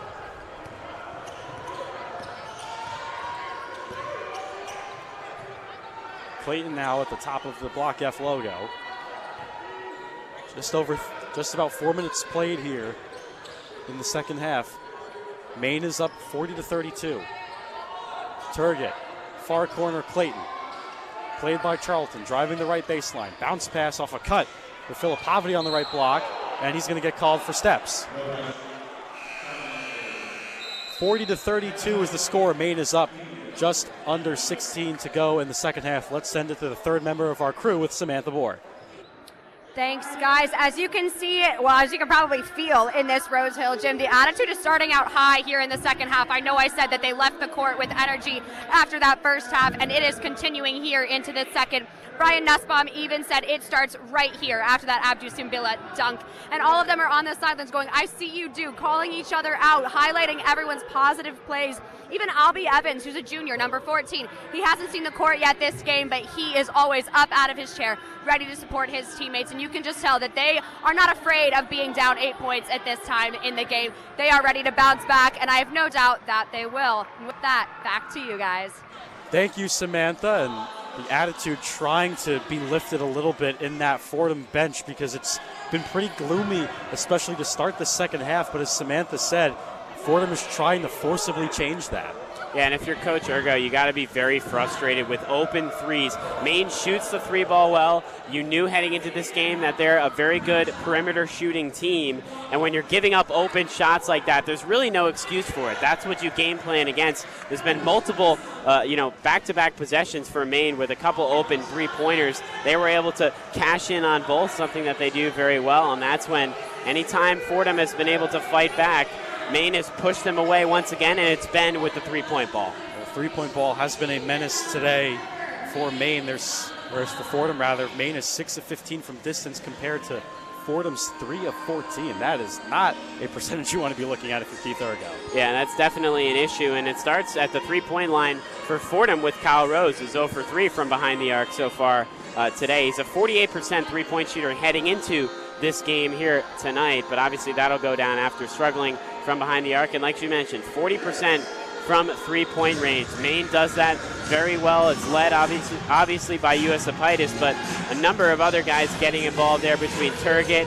and Wright McLeish. All these guys, basically, other than Kellen Tynes, who does everything but shoot the three, everybody else on Maine that gets playing time, they can hit the three if they're open, and they've been able to make Fordham pay a couple times here in the start of the second half.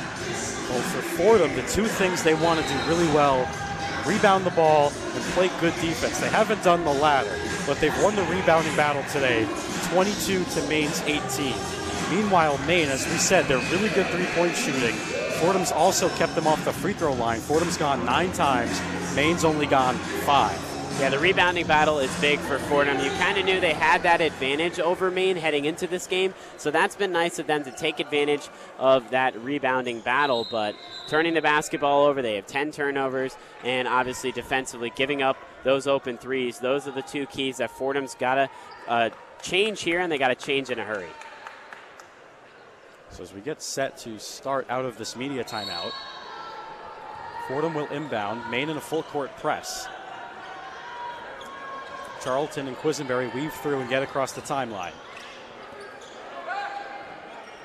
Will Richardson at the block F, trying to direct traffic. Fordham with their motion on the top half of the perimeter. Bounce past Khalid Moore at the free throw line. Back to Will Richardson. The 3 ball from straight on goes down. For a freshman, you need anything to help that confidence. Will Richardson 0 for his last 6 shooting from the field, but a huge 3-pointer there to work Fordham back into this game and for him personally to get that confidence back. So now it's a 5-point lead for Maine. Clayton down the right lane. Rejected by Nowitzki. Ball's loose, but it will stay with the Black Bears. Nowitzki with a solid defensive presence there, going up strong, able to get that block as Fordham trying to flip that momentum here out of the media timeout. So Maine inbounds under their basket. Clayton finds Nenadic in the near far corner, backing down on Nowitzki on that right block.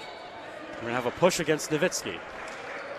And Nowitzki has gotten into foul trouble earlier in the year, but he's done a much better job as of late avoiding that foul trouble. Only fouled out in that opener against Dartmouth, but since then has kept himself on the floor, which is important for the Rams who need him in the paint. So Maine will inbound again under their basket. Clayton finds a cutting Nenadic, and he's fouled by Khalid Moore on the floor again. Fordham racking up the fouls here early on in the second half. Not good for later in the game when Maine will be shooting free throws if they keep this up. That's another foul. So Clayton will inbound again. Gets it in, nearly intercepted by Quisenberry, but Tynes comes away with it. Clayton played by Nowitzki. 5 minutes played here in the second half. Still a 5-point lead for Maine. Clayton. And now he's going to travel, and there's another turnover, but now it goes to Fordham.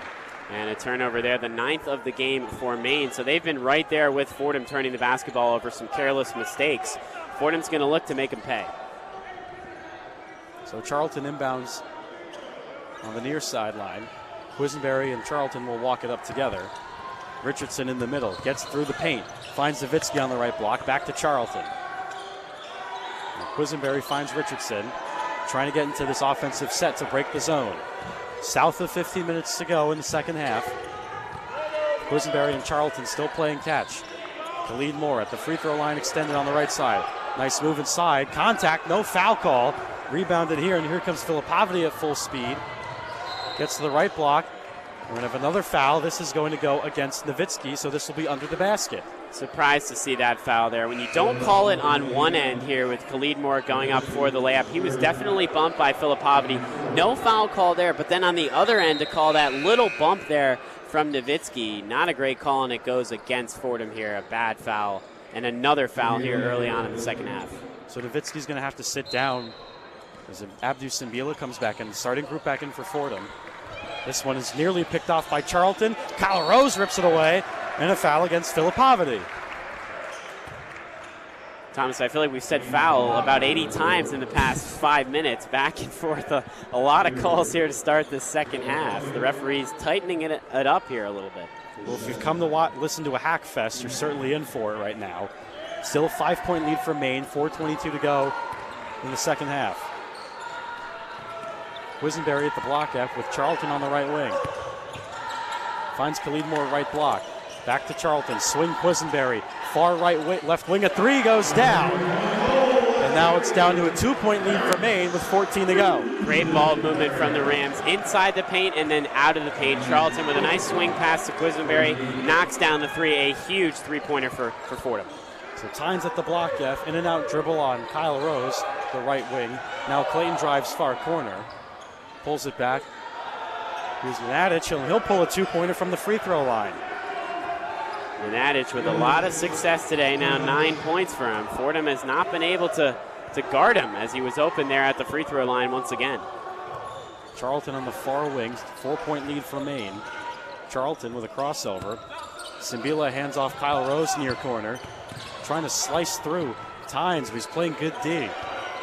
Simbila right block. Cutting down the middle, and it's intercepted by Clayton, and here comes Maine.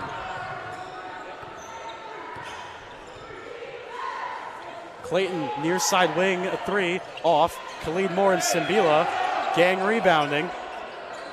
Fordham almost lost it there. Both Simbila and Moore went up for it. 2 guys. One of them came down with it, luckily, though. An offensive foul against Charlton, and this one goes the other way. Surprised to see that call as well. Not sure if Clayton had his feet set there, but according to the refs, he did, and it'll be Maine possession. So some interesting whistles going both ways here in the second half. 12:56 to go until the game. 4-point lead for Maine. Clayton will walk it at the block F. The Black Bears milking all of that clock if they can. Around the screen comes Uazapatis on the right wing. Now Nenadic backing down Sabila. This one is pieced around, and Kyle Rose comes away with the board. Up ahead for Khalid Moore, driving that left lane in transition, a pump fake. Trying to get through a couple people and lays it in for two. Really good patience there from Khalid Moore. Got the ball in the paint, but he didn't panic. He was double teamed, multiple pump fakes, waited his turn, and then gets the layup to go. Dump pass is off the hands of Nenadic, and this one's turned over by the Black Bears. 12:17 to go in the second half with a 2-point lead for Maine. And now 11 turnovers for Maine as we're seeing the momentum definitely shift here in this one as Fordham works their way within 2 points, doing it in transition very nicely. So a 42-40 lead for Maine, 12:17 to go in the second half. Let's send it back to the Rose Hill Studios for a one-on-one scoreboard with Annabelle Watson. The one-on-one scoreboard.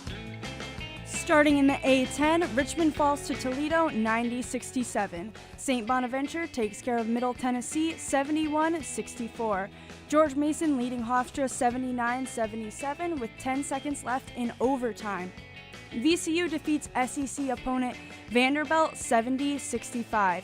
Next in the top 25, 17 Duke wrapping things up with Ohio State. They lead by 8 with 26 seconds left. Indiana and North Carolina just tipped off. Indiana leads 2-0. Finally, skating over to the NHL, the Rangers lead the Senators 3-1 in the third. With the one-on-one scoreboard, I'm Annabelle Watson.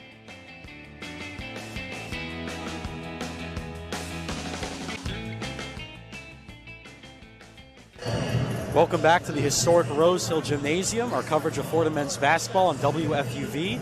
Alongside Sam Davis, I'm Thomas Aiello, and Sam, I've got one for you. Ready? You know what this game needs?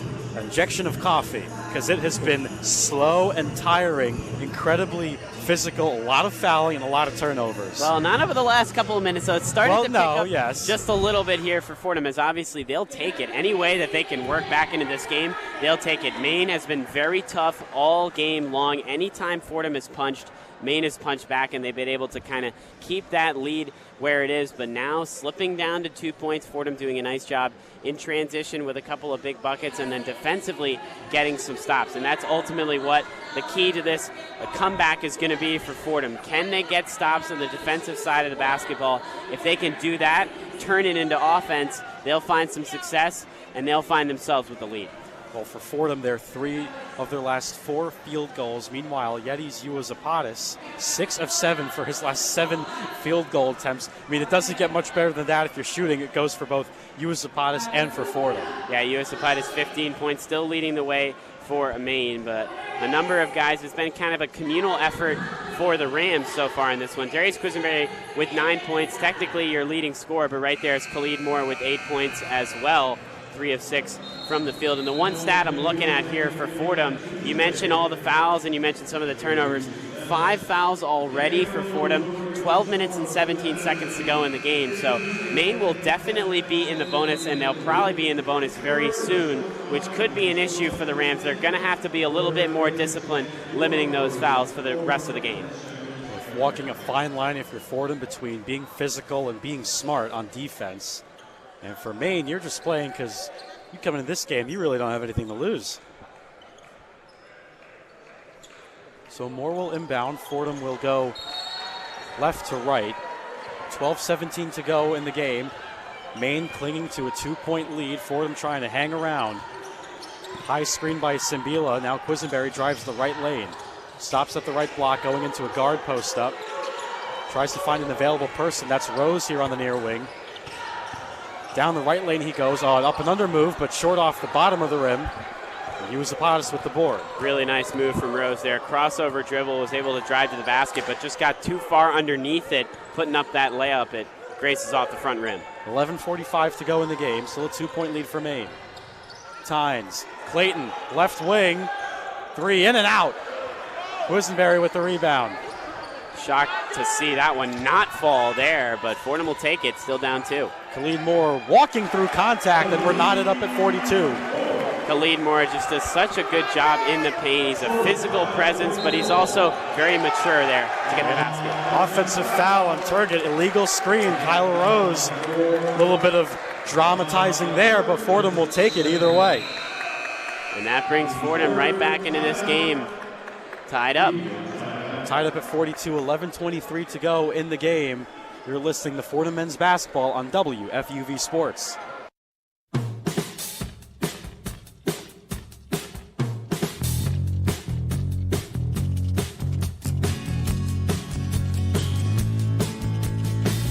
What's up, guys? I'm Julia Moss. And I'm Will Talent. And we're two of your hosts for one of WFUV's football podcasts, NFL Friday. Tune in every Friday for all news and updates around the National Football League. Also, we'll be making our picks of the week around the league on every episode. Check out NFL Friday wherever you get your podcasts to catch the action.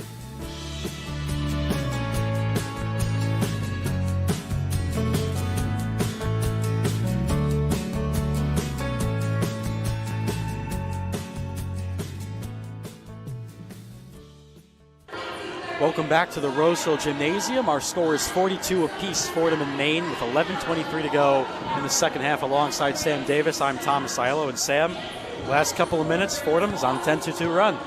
10-2 run, and a lot of that starts with Khalid Moore and what he's been able to do in the paint. Last couple of possessions, he's got 10 points. And what I was saying shortly before the break there was that I'm very impressed with Moore and his maturity, especially being obviously a grad student coming from Georgia Tech, so a Power 5 conference, so he's had a lot of big game experience, and playing in an environment like this here at the Rose Hill Gym, he's obviously able to use that experience from the past to allow him to be calm kind of in any circumstance. Even if Fordham's down in this game, fighting back into it, Khalid Moore in the paint is able to use that calmness and use that, I would say, patience and the ability to, multiple pump fakes, working his way through the paint, getting layups to go, and finding opportunities to find open shots in the post. And that's what Khalid Moore has been able to do here. As Fordham right back into this game, it's sneaky that they've been able to just kind of work their way right back into it from the start of the second half, and now they find themselves tied. Well, it's also worth noting, it's taken till the 11:23 mark in the second half for Fordham to have a double-digit scorer, and that's Khalid Moore with 10. And you would think Darius Quisenberry's the high man, but he's only got 9 points right now. Yeah, Darius Quisenberry, like you mentioned, only 9 points, 3 of 7 from the field. He's struggled a little bit in terms of shooting the basketball lately. A little bit of a cold stretch for him, I would say, in the last 4 games, but he still kind of finds a way to be involved other ways. Tonight with a couple of rebounds in this one. He had 5 steals last game against Harvard, even though he struggled from shooting the basketball. So the leader of this group, and he still finds a way to get involved in the offense, even if he's not scoring at the same level. So Quisenberry inbounds right in front of us on the near side. Maine now in their 3-2 zone. Charlton at the block F. Fordham is trying to break this one. Kyle Rose, far corner pass Charlton. Ball's tipped around. Simbila tips it back out to Kyle Rose. 4 on the shot clock. Rose sees it. Up and under. Move. Whoa! Little bit of jelly right there, and Fordham is now up 2 with 10:55 to go in the game. I mean, what a move by Kyle Rose, hanging in the air, able to just flip that one up and get it in, and Fordham takes the lead. Straight on, Tynes shoots, back iron, ball's loose, picked up by Filipovity, gets inside, and Kyle Rose fouls him.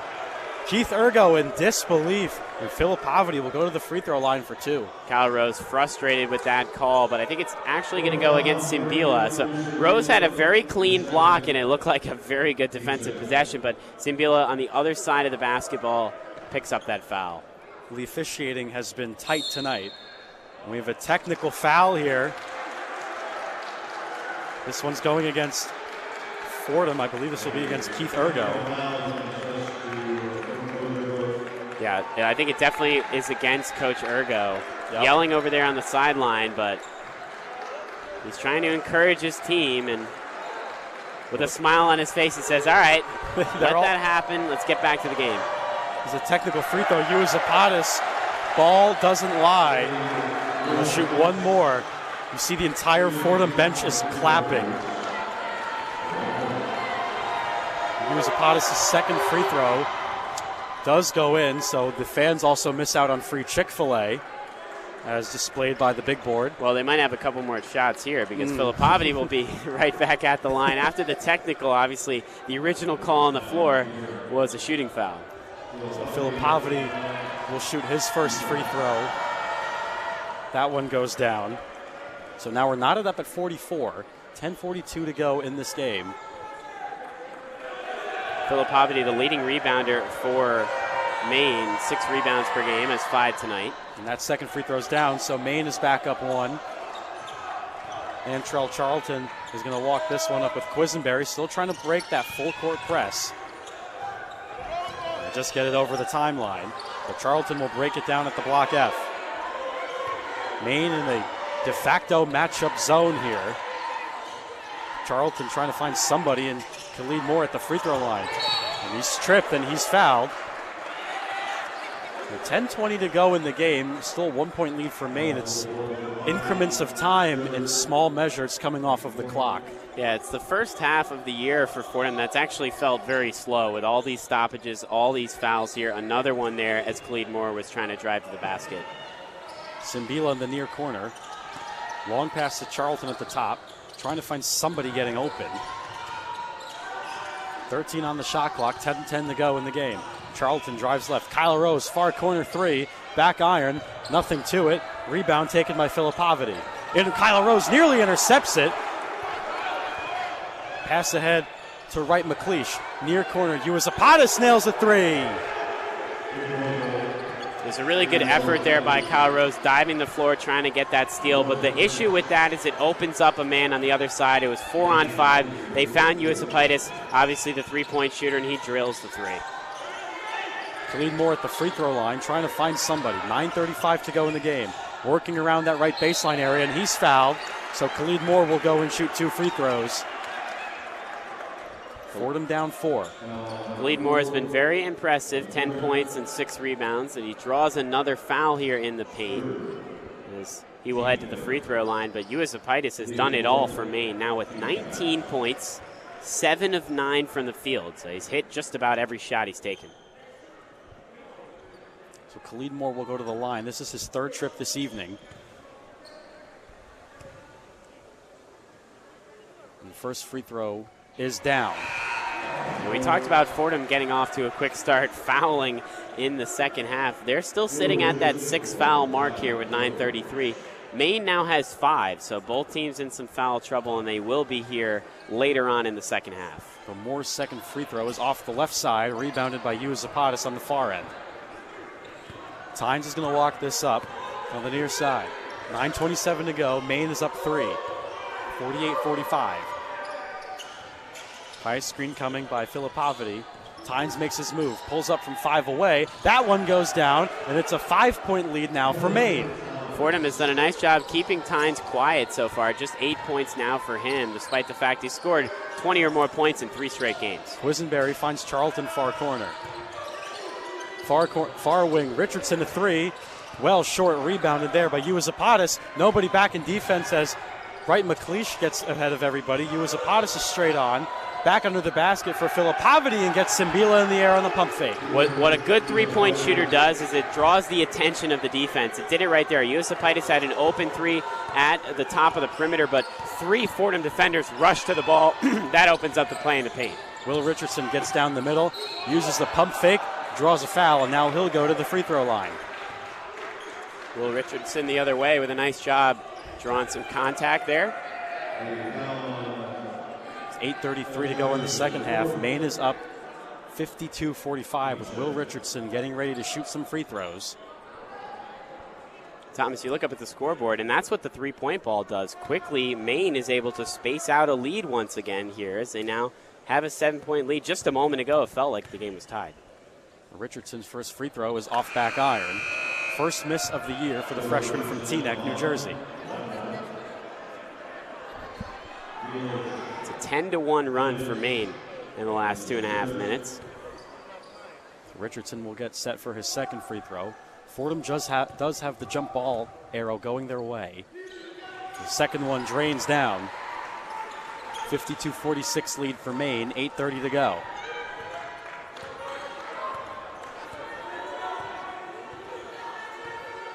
Fordham now in a little zone-ish of their own. Charlton now playing Tynes on that left wing.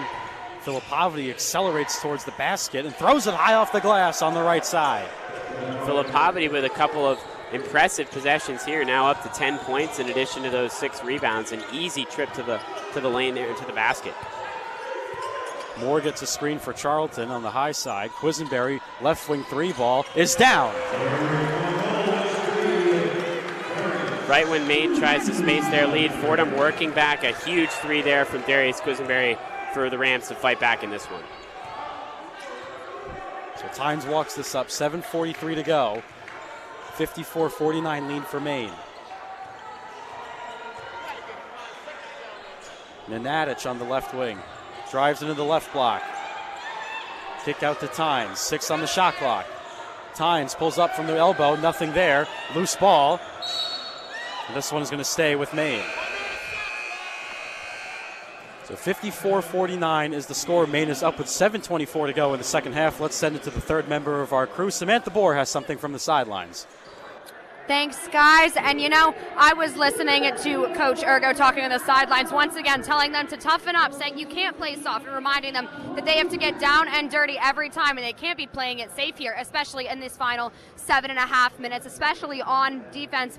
He's reminding them to just communicate with each other, using their eye contact and assessing what's going to be the right play, and not just making rash movements or always going for what's going to be the biggest shot, but using their teamwork and their connection to get in there, read the play right, and really be there for each other, and keeping that energy up on the bench constantly. We always have faith in our Rams here. This is sure to be a very, very interesting last 7.5 minutes. And with that, back to you two. Thank you, Samantha. And well, she said it best. Fordham has played a little bit soft tonight, maybe a little bit lethargic. They're tired, certainly coming off of midterms or getting close to Christmas, Thanksgiving break, all those factors perhaps settling in just a little bit, Sam. Well, also the biggest thing here, especially with the referees tightening up in the foul game here in the second half, that makes it tough for Fordham, like we talked about, to balance that toughness with obviously limiting those fouls. So that might be kind of creeping into the back of the minds of the Rams here in the second half. But they're still right in this game, and Coach Ergo talking about, as you heard from Samantha Bohr there, communication. That's really important on defense when you have a good three-point shooting team. You have to know who's guarding who at all times. If there's a switch off of a screen, you have to know who's on who. You have to be constantly talking, because if you don't, there's going to be an open 3, and any open 3 that they've had, Uesapaitis especially, he's hit it. Uesapaitis has been the main suspect today for Fordham. He's got 19 points, 3 of 4 from the three-point line. And Peter Filipovity now starting to come alive. He's got 10. Meanwhile, for Fordham, Darius Quisenberry has 12, Khalid Moore has 11. But other than that, the two of them haven't received too much offensive help. Yeah, Darius Quisenberry leading the way with 12 points. It's refreshing to see him hit a three-pointer there and a couple of big baskets to try and work their way back into this for the Rams. But yeah, like you mentioned, outside of that, Kyle Rose has definitely had a tough day from the floor. He's done a good job defensively, but 0 for 4 from behind the arc, 2 for 8 from the field. And Antrell Charlton just 1 for 4. He's been quiet shooting the basketball as well. So not a lot of help for DQ and Khalid Moore here for the Rams offensively. So Clayton will inbound. Zach Riley's come in. A 30-second violation, shot clock, and Fordham turns Maine over. Yeah, not much Maine could do right there. Just had 1 second to catch and shoot. They find Uesapaitis, but super contested 3 there. And a big shot clock violation for the Rams defensively. So Charlton will roll this one out, 7:22 to go. Maine's still up 5. Bounce pass to Riley at the free throw line. Double team coming. Finds Charlton trying to cut through on the left lane. Gets inside with the left hand, nothing there. O-board to Charlton. Riley down the middle. Nowitzki O-board. And foul under the basket. And we have a 1-and-1 coming. Fordham will now shoot because they're in the penalty. Fordham has done a nice job on the boards so far today. A couple of big offensive rebounds there. Riley looked like he had an open layup but just couldn't get it. But a really nice effort there from Nowitzki, able to wrestle down that rebound. And like you said, in the bonus, he'll be at the free throw line. So Rostik Nowitzki only has 2 rebounds tonight with 3 fouls and 1 block. First free throw is up, bounces off the front, ball tipped around, and Nenadic comes away with it. Tynes on the far wing. Rolling is Nenadic. Getting inside Nowitzki and almost brings him down to the floor with him. So Nenadic will go shoot 2 free throws. Both teams now in the penalty. That would have been a serious collision. 2 guys that are 6'10", as Nowitzki was drawn by that ball fake. He goes flying up into the air. Luckily, nobody's hurt, but for Nowitzki, that's already his 4th foul in just 10 minutes on the floor, so he's struggled to stay on the floor. I mentioned how he's done better limiting those fouls, but tonight getting into some foul trouble. And Nenadic will go to the line. His first free throw goes down. 6-point lead for Maine as Simbila comes in for Nowitzki. 6:58 to go in the game. Nenadic has had a nice day in addition to Filipovity. The bigs for Maine have done a very nice job. 20 points between the 2 of those guys. Nenadic's second free throw is off. Khalid Moore gets the rebound. Charlton and Moore looking to push in the backcourt. Block F is Charlton. 6:50 to go in the game. Far corner, Quisenberry, contested 3, well short. Offensive rebound, Khalid Moore, and puts it back for one more. Now a 4-point lead for Maine, and Moore will go to the line for an extra shot. Khalid Moore has really shown out all day tonight here for the Rams with a huge basket there as it looked like the lead was slipping away. Or the deficit, was slipping away. Moore was able to fight right back, and he'll be at the free throw line. So the traditional 3-point play is converted. Maine now holding on to a 3-point lead. 6:43 to go in the game. Zach Riley is checked in and plays Kellen Tynes closely.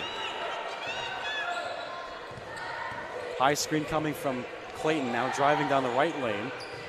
Swing pass back to Tynes at the top. 6:30 to go. Nenadic on the left wing for a 3. Thought about it, but he's going to hand it off to Wright McLeish on the left wing. Back in the left block is Nenadic. Trying to work on Simbila. 5 on the shot clock. Riley playing Uwazapati. Floater from the right elbow is off the side of the backboard, and Khalid Moore with the rebound. Really good defense there from Riley against Uwazapati, able to force that miss. Quisenberry trying to get something going. Moore near wing 3. Off the rim, and ball's tipped around. Quisenberry goes charging into a bunch of people. Riley dives, and Tynes comes up with it. 5:55 to go. Tynes, near wing. Clayton, in and out move. In the middle of the paint. Floater, bounces off. Ball tipped around. Simbila coddles the board. 3-point lead for Maine. Bounce pass underneath the right baseline. Khalid Moore, Charlton at the top. High screen coming from Simbila. Free throw line Jay. Charlton, that's his bread and butter. And now it's a 1-point lead for Maine. Charlton is so confident with that mid-range jumper. Coming off of a screen right at the left elbow. Steps up, very confident, and he drills it. Tynes and Quisenberry at the block F. Motion pass, Nenadic just to his left. Left wing now. Trying to hand off back to Tynes now at the block F. 8 on the shot clock. Quisenberry plays him closely. Double team coming. Intercepted, Khalid Moore. Near side, just under 5 to play. 1-point lead for Maine. Charlton spinning at the free throw line. Turning, shooting, scoring! Touch money. 56-55, 4:40 to go. And Maine needs a timeout. The Rose Hill Gym is alive. Thomas, the Rose Hill Gym is alive for the first time in the second half here. A huge basket from Charlton. We talked about his confidence with the mid-range jumper in the first possession. Another one right there. That one was contested, but his ability to rise above the defender and confidently knock down the jump shot. Charlton has been quiet offensively all game long. We wondered who was going to step up between Khalid Moore and Darius Quisenberry. Who else for the Rams offensively was going to fill in those baskets, and it turns out to be Antrell Charlton with a couple of huge points, and now Fordham with a 1-point lead. Well, it's wild because we can blink. He has 9 points now. Just the turn of events has been paramount for this Fordham comeback here to get back to a 1-point lead. 4:40 to go in the game. Fordham's largest lead has been 2 all day long. I mean, obviously they haven't led for much in this one, but just to have that lead, the confidence that they must have late in this second half, it's huge for the Rams. So Turgott inbounds to Tynes at the block F. 4:38 to go. Fordham up 1. Filipovity, right baseline drive. Double team met. Oh, what a nice shot off the top of the window. Maine is back up in front. Riley now on the near side wing. Swing past Charlton at the top. Lob pass Riley, near corner, a 3. Down it goes! Zach Riley put on the Superman cape. It's a 2-point lead for Fordham. Have a game, Zach Riley. Now 10 points, a massive 3 there. Head fake by Tynes. Kick past Filipovity left wing. Double team at the block again. Turgott straight on a 3. Back iron. Oh, board rebound by Tynes. On that far corner, right McLeish swing pass for Filipovity on the left wing. Far corner, Tynes, a 3. Rolls off. Quisenberry skies for the board. Fordham up 2. 3:40 to go in the game. The Rams will take that. Tynes not a 3-point shooter. Misses that one there. And Quisenberry slips and falls, and they're going to call a foul against Maine, so they'll get 2 free throws coming their way. A 59-57 lead for Fordham. 3:38 to go in the game. You're listening to Fordham men's basketball on WFUV Sports.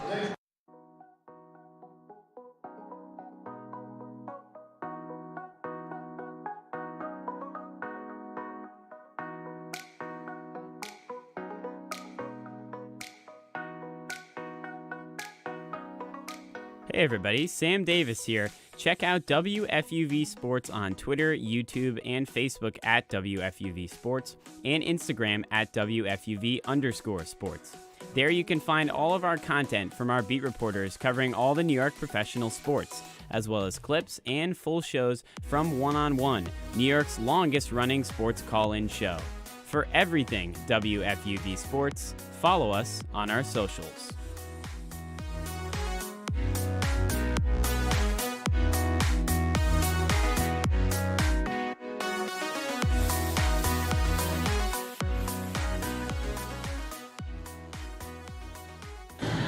Welcome back to the historic Rose Hill Gym. Alongside Sam Davis, I'm Tom Aiello. Fordham clinging to a 2-point lead. 3:38 to go in the game. Both teams in the 1-and-1 penalty. This game it's really going to come down to the wire, Sam. It's been a slow game, but it's been, these last few minutes, an interesting one. Yeah, Thomas, with a big basket there from Charlton. You said that the Rose Hill Gym has come alive. It's a different energy now. Earlier in the second half, a very deflated feel, obviously, with Fordham trailing in this one and trailing for most of the game and most of the second half, but they've come alive. The offense has come alive, and the defense has been able to get some stops, get a couple of big turnovers. Now Maine has 14 turnovers, Fordham with 12. When you win that turnover margin, that's something they really haven't done much all year long, but that's a key sign of success, something that Fordham's been able to do nicely in the last couple of minutes, and that's why they have a 2-point lead here. Well, it's been the Antrell Charlton and Zach Riley show here in these last few minutes, 10 and 9 respectively. You have to kind of think to yourself, where would Fordham be without Zach Riley's 10 points today? Yeah, Zach Riley, he's a very solid 3-point shooter. We haven't seen him a whole lot this year. He did not play last game against Harvard. He really hasn't played too much this season, not a lot of minutes, but tonight showcasing himself to Coach Ergo that, hey, I deserve more minutes with the way that he's able to shoot the basketball from behind the arc, 2 for 2 from 3-point range and 3 for 4 overall from the field. So a really nice added addition in the scoring department, Zach Riley with 10 points for the Rams. Well, the best problem to have in college basketball is to have depth. And luckily for Fordham, their depth has, for the most part, been helpful tonight, as Quisenberry will go to the line for 1-and-1. First free throw rolls in. You can tell there's a lot of tension in the environment here. The gym goes silent as Quisenberry is at the free throw line, but DQ a very solid free throw shooter. The Quisenberry second free throw is down. So 2 huge free throws as Fordham has their largest lead of the night. 61-57, 3:30 to go. Clayton walks it up for Maine. High side, bounce pass to Uzapatis. Clayton on the left wing, driving down the right. Now Tynes on the far wing. Defended by Khalid Moore. Turgott, left wing, and he's called for steps again. I feel like we've caught the traveling a lot today against Maine. Definitely a lot of travels, and now their 15th turnover, so they've struggled in the last couple of minutes. Fordham defensively doing a nice job swarming towards the basketball, forcing some of those turnovers, and that's how they've been able to flip this momentum completely in favor of the Rams. Zach Riley and Quisenberry play catch in the backcourt. Bounce pass to Antrell Charlton. Now back to Quisenberry on the top. Just about 3 minutes to go in the game. Khalid Moore at the free throw line. Driving left side, reverse move is good. 6-point lead for Fordham, 3 minutes to go. Really nice spacing from the Rams offensively. Khalid Moore in the paint all by himself. He was able to face up Filipovity, his defender, just go to work on him and flip the layup in.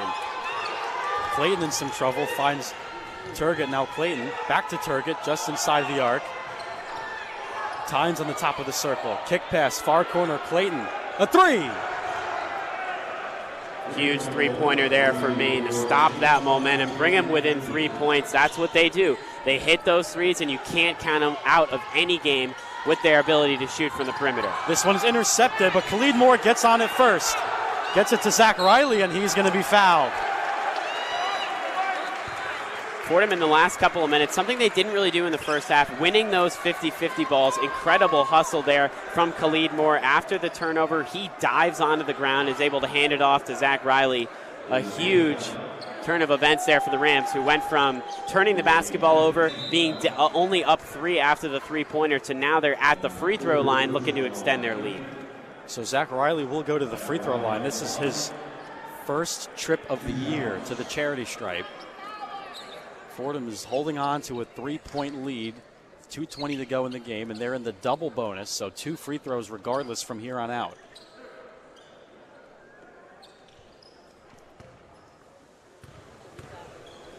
His first free throw is off back iron.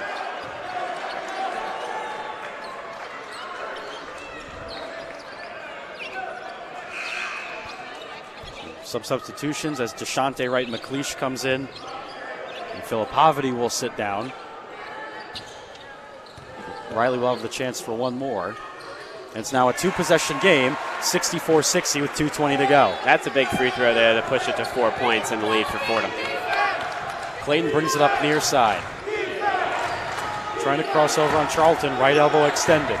Pulls it back, approaching 2 minutes to go. Clayton now kicks out, right McLeish left wing. Driving the left baseline, back to Clayton on the top. 10 on the shot clock. Clayton, Turgott, straight on. 1-possession game. That's what Maine does. They make you pay. Another open three there for the Black Bears. They hit it once again, and now they're within 1 point. Quisenberry far corner driving, kick pass, near wing Riley off the side of the rim. Ball is loose. Simbila goes flying for the O board. Alley-oop for the big fella.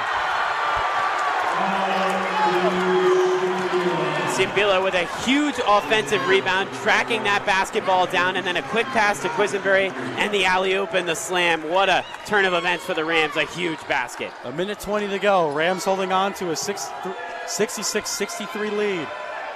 Right McLeish at the top, driving, pulls, 10 feet is good. DeShante Wright McLeish, cool as it gets, and now it's back to a 1-point game. Maine has just a relentless effort here, working their way back into this game. They refuse to drop out of it at any chance. Fordham looks to try and end it. 55 seconds, Fordham up 1. Lollipop pass, Khalid Moore at the free throw line. Tries to make his move, 10 on the shot clock. Underneath the basket, Simbila again! That one was too easy. Easy dunk there for Simbila, and a really nice pass and great vision from Khalid Moore. His second consecutive double-double. Tynes on the left wing, trying to shake Quisenberry free. Stops at the right block, puts it up, rolls off. Simbila with the rebound. 30 seconds to go. Fordham up 3. Simbila has been everywhere on the rebounding side of things for the Rams. Fordham gets to the cross, and Maine fouls Quisenberry. This one's going against Uwazapatis. Fordham will get 2 free throws. Abdu Simbila had his first career double-double last game against Harvard. Now he's got his second just 1 game later. Really impressive. 10 points is very nice, but what he's been able to do on the boards in this one, 11 rebounds, like we talked about, a couple of huge rebounds in the last minute or so there. That is the reason why Fordham hangs on to this lead. Well, it's been the Abdu Simbila show here in these waning moments. Everyone having their spotlight. And Quisenberry hits the first free throw. 2-possession game now. Fordham's up 4. 21.1 to go. Shot clock is off. Quisenberry, such a confident free throw shooter, and these are the biggest free throws of the game for the Rams. The second one is down. 5-point lead for Fordham. Maine has to hurry. Clayton accelerates across the timeline on the near side. Gets a screen from to Zapatas. Underneath the basket. Sent away by Simbila, but they're going to call him for a foul. That one looked really close to me, Sam. It looked really, really did. But Simbila can afford to pick up a foul. There are only 2 in this game, so to get his third is not a huge deal. And with Maine down 5 points, it was a good effort from Simbila to try and get that block, something he does very well. He's a very good shot blocker, and a great effort from him there. I really like the fact that he's still aggressive, obviously not worrying about fouling there, just trying to pick up the block. So Clayton will go to the line for 2. His first one goes down. So Fordham now with a 4-point cushion.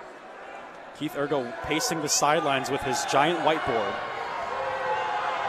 Second free throw is in for Clayton.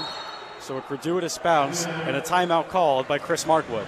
Yeah, that was definitely a nice bounce there from Maine on that little roll, but they'll definitely take it, finding themselves within 3 here, and it's going to be a fouls game from here on out for both sides for sure. Well, if you're Fordham, you have the ball coming out of this timeout. You're in the double penalty, so you get 2 free throws. It would be wise, maybe, to hold the ball as soon as you inbound and let them just foul you. You're up 3 late. Yeah, you're definitely going to be looking to inbound to Darius Quisenberry. He's your best free throw shooter. He's been very successful today from the line, 5 for 5, only had 2 misses on the year so far. So you're going to look to get it into Quisenberry. I'm sure Maine and Coach Markwood knows that Quisenberry is a very good free throw shooter. So they're going to be trying to scheme something in on the inbounds play, trying to maybe double him or prevent Fordham from passing it in to Quisenberry, which might lead them to look towards other options. But Fordham and this team, they're a mature team, and they have the ability to hit some big free throws when it matters most. And we're going to see that here over the next 13.7 seconds on the game clock. Probably a little bit longer here in actual time. Well, in actual time, it's probably about an hour, but I say that jokingly. Yeah. Either way, I'd be remiss if we don't give credit to Maine. Incredibly tough game they've played in. Right now, they may have lost the battle, but in the future, they're going to win a ton of wars with Chris Markwood. Well, and this game certainly isn't over here for Fordham. They still have to knock down their free throws. Yep. They still have to clutch up at the free throw line. That's something that wins or loses games in the clutch. So the Rams will still need to do that. But like you said, Maine, a very, very impressive effort here on the road, what they've been able to do. Hanging around, they just haven't quit at all night long. So Zach Riley will be under center. 3 receivers to his right. Kyler Rose now inbounds to Quisenberry right away, like you said. And they're going to foul him, so Quisenberry will go to the free throw line for 2. A little scary there. Quisenberry driving towards the sideline. He actually lost control of the basketball, but luckily for Fordham, the foul was picked up beforehand. So a good call there, getting it in to Darius Quisenberry. He's your best free throw shooter, and he's going to be at the line. So about 2.8 seconds come off the clock, 10.9 to go. Fordham still up 70-67 in what has been a grueling, physical, and slow game. If you're the Rams, you'll take those couple of seconds. You know, expected Maine to foul right away, but it looks like they're trying to go for a trap there. Take the seconds off the clock. Quisenberry's first free throw goes down. Back to a 2-possession game. Abdu Simbila comes in for Zach Riley, so a little offense, defense. Kyle Rose, rather. Riley's going to stay on. A little confusion there for the subs for the Rams. Kyle Rose was ready to go back in, but Riley will stay into the game here. Quisenberry gets ready for his second free throw. That one goes down. A 5-point cushion for Fordham. They do not have to foul. A couple of huge free throws for the Rams. Clayton far side trying to push this one. To Zapata, sidestep straight on 3. Off the front of the rim, and Khalid Moore gets the rebound. And Bears go down. A 6-game win streak for the Fordham Rams. Jubilation at Rose Hill as they take down Maine 72-67.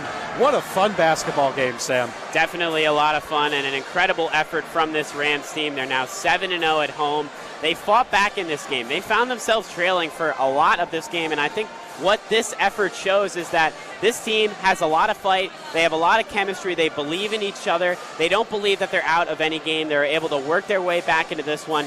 Credit Maine, a hard-fought game for them as well, but Fordham ending up on the winning side of things, a huge win for the Rams and a big confidence boost, I think, as well. Darius Quisenberry, Zach Riley, and Abdu Simbila all coming down in the stretch clutch, as well as Antrell Charlton for Fordham. Meanwhile, for Maine, Jetty Zuazapatis, 19 points on 7 of 11 shooting, as well as Nanadic with 10 on 4 of 7 shooting, and Philip Poverty with 12 points on 4 of 5 shooting. Just a solid effort from the Maine Black Bears tonight offensively. It was Fordham who, in the end, stuck it out and won, as we are now joined by Fordham assistant coach Dave Paulson. Coach, your opening thoughts on tonight's game? Well, you know what? It had all the ingredients of a trap game. Okay, big emotional victory over Harvard on Sunday. We're in the middle of 6 games in 14 days. You know, so that's really challenging. And Maine is way, way, way better than what probably most people thought. So I thought our guys to really take 2, 3, 4 punches and not get knocked out was a sign of maturity. Listen, it was ugly, but Picasso didn't paint all masterpieces. Sometimes you just got to put some art on the canvas and get it to the market, you know? And so better to learn from a loss and just keep grinding away. Coach, 4 players with over 10 points here for this one from the offensive side of things. What can you say about the communal effort? It seems like a bunch of guys stepping up in the clutch, whether it be Quisenberry hitting a couple clutch free throws, Charlton had a couple of big-time baskets as well, Simbila with another double-double. Overall, the depth of this offensive group for Fordham, how impressed were you with them today? Well, and I'll tell you the guy you didn't mention, the guy who saved the game for us was Zach Riley. Yeah. Zach Riley was phenomenal. And you know what? Coach Urgo talks about attitude all the time. Zach Riley did not move off the bench against Harvard. He did not get off the bench. He didn't take his jersey off. And he busted his rear end yesterday in practice. That was as good as I've seen him practice. And so that's what you respond to, you know. And it's human nature when you don't play, you know, maybe to feel down or, you know, sorry for yourself, complain. Zach, you know, true champion. The way he responded to not playing on Sunday and being ready when his number was called tonight was really, really phenomenal. Oh, Coach Abdu Simbila as well, also putting on the Superman cape, 11 and 11 tonight, another double-double, by far the 2 best games of his college career. How has his improvement been from the practice, and how is it translating now onto the court? Well, you know what? I think he's playing, and you know, I don't think he played great tonight. Okay, good performance. Yes. But he's got more. He's got more, you know. But what he's been doing is he's simplified things a little bit more. You know, be good at 1 or 2 things and then be good at a 3rd thing. Don't try to be great at 15 things because, you know, you get lost in this shuffle. I mean, he's concentrating on rebounding, blocking shots, scoring around the basket. You know, the couple big drop-off passes, dunks. You know, but I think the play of the game was he kept the possession alive, you know, with extra effort. And that's the kind of stuff that just really helps you win games. Listen, this was a trap game. This was a game that in the past Fordham would have lost. Coach, you know? Sorry, Coach. You talked about Maine and their ability as a tough group, staying in this game from start to finish. A very good 3-point shooting team as well. So, is there anything you guys can take away from this defensively and learn from? Obviously, Maine had a lot of open looks all night, and they were able to cash in on those. Yeah, you know, in the second half, we played more of our kind of matchup combination defense. So some of the open looks were the people that we said, okay, we'll live with that. But in the first half, the open looks were strictly a failure of energy and communication. You know, and our guys, I don't think they came in and took Maine lightly. But I don't think there was the same edge to their preparation, their focus, as there was for Sunday's game against Harvard. You know, and that's human nature, but that's what we have to fight. We have to get better at it. We got to communicate better in that regard. I do think, look, we're in the midst of, we played 4 games in 5 days or 7 days or whatever it was before Thanksgiving. Now we're in the midst of 6 games in 2 weeks. And, oh, yeah, there are this thing called school that our guys have to worry about. Little finals action as well. Yeah. So this is a tough stretch for our guys. And I think you looked at a tired team tonight. And so we got to find a way to get our rest, rehydrate, and get ready to face, what might be the best team we played all year in Tulane. Really, really good Tulane team. Well, Coach, we appreciate the time as always. Thank you, and good luck in the game in Tulane. All right, thanks, guys. Thank you, Coach. Assistant Coach Dave Paulson joining us for a little post-game recap, Sam. And he said it was a tired team, a lot of factors in it, but regardless, Fordham walks away with the win. Had all the elements of a trap game, and they think that was the key. Yeah, and that's what good teams do. I've said it a number of times this year. Good teams find a way to fight through games and still win, despite the fact that obviously, like you mentioned, kind of all the recipe and design for a trap game, but they were still able to fight back, get that win. They didn't lead for much of this game at all. So Fordham's ability to work their way back into the game, flip the momentum with a couple of huge shots, contributing from guys like Zach Riley and a number of different guys on the offensive side of the ball. Overall, a very solid win for the Rams at home, who have had a lot of success at home, now 7-0 at home. So now 7-1 overall, 72-67 is the score. Fordham wins. That's enough for us here at the Rose Hill Gym. We're going to send it back to our Rose Hill studios with Brian Raybacks for the one-on-one post-game report. The one-on-one post-game report. Thanks, guys, and what a second half of action as we're here in the Rose Hill studios for the one-on-one one-on-one post-game report as Fordham wins this game 72-67 over Maine. A great second half of action, and we're going to break down all of the action in this post-game show. But before we get into that, we're going to send it to Annabelle Watson for one last one-on-one scoreboard. The one-on-one scoreboard. Starting in the A10, George Washington leads South Carolina 27-12. Penn pulls ahead against St. Joe's with 17 left in the second. Next, in the top 25, 10 Indiana leads 18 UNC with 11 left in the first. 20 Michigan State trailing Notre Dame 21-8.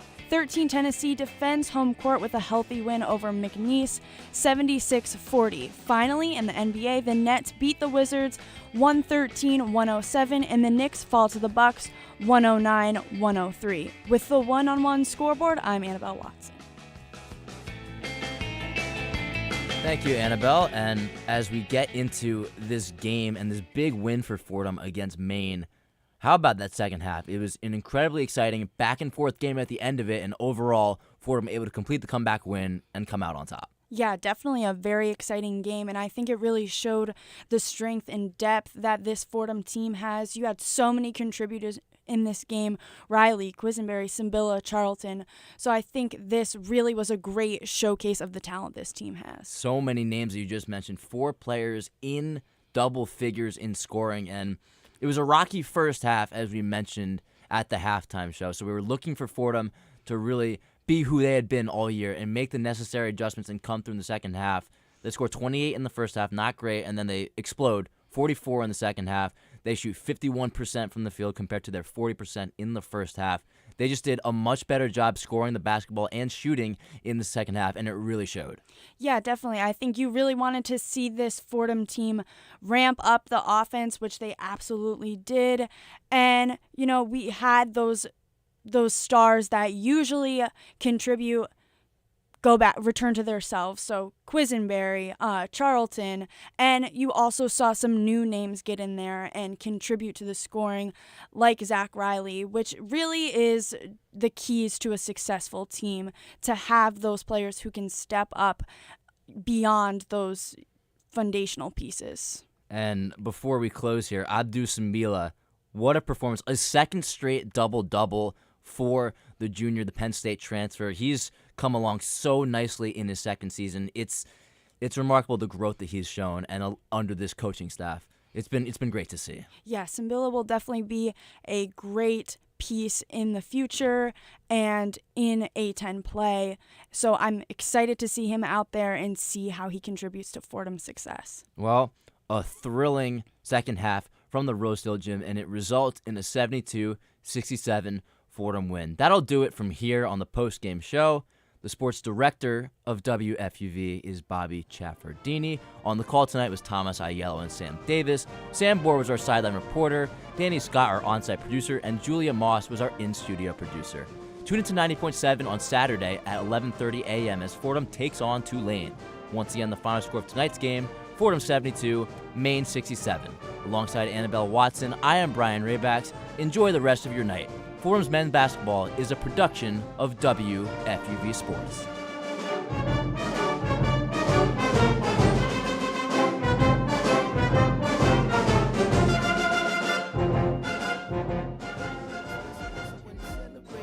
I'ma hit you up. I had to go and find a running mate who didn't rush. I hope you know it was imperative. She wanna know where I've been and who I see. She wanna know where I'm going and carry me. She say I'm so terrible, but it's me. I love her from head to toe and in between. I know we do a lot of back and forth. I know we do a lot of fast and slow. You know I'm gon' contradict myself. I know you gon' ride me like a boat. I know you got a lot of faith in me. I know you put a lot of things on hold. I hope you got a policy. I know you got a lot on the whole thing. Know that you my mother, cinnamon apple. Know that when it come to loving you, I'm a natural. Know how much it hurt me, that's in the past though. When I'm all alone, better not be with that. Oh,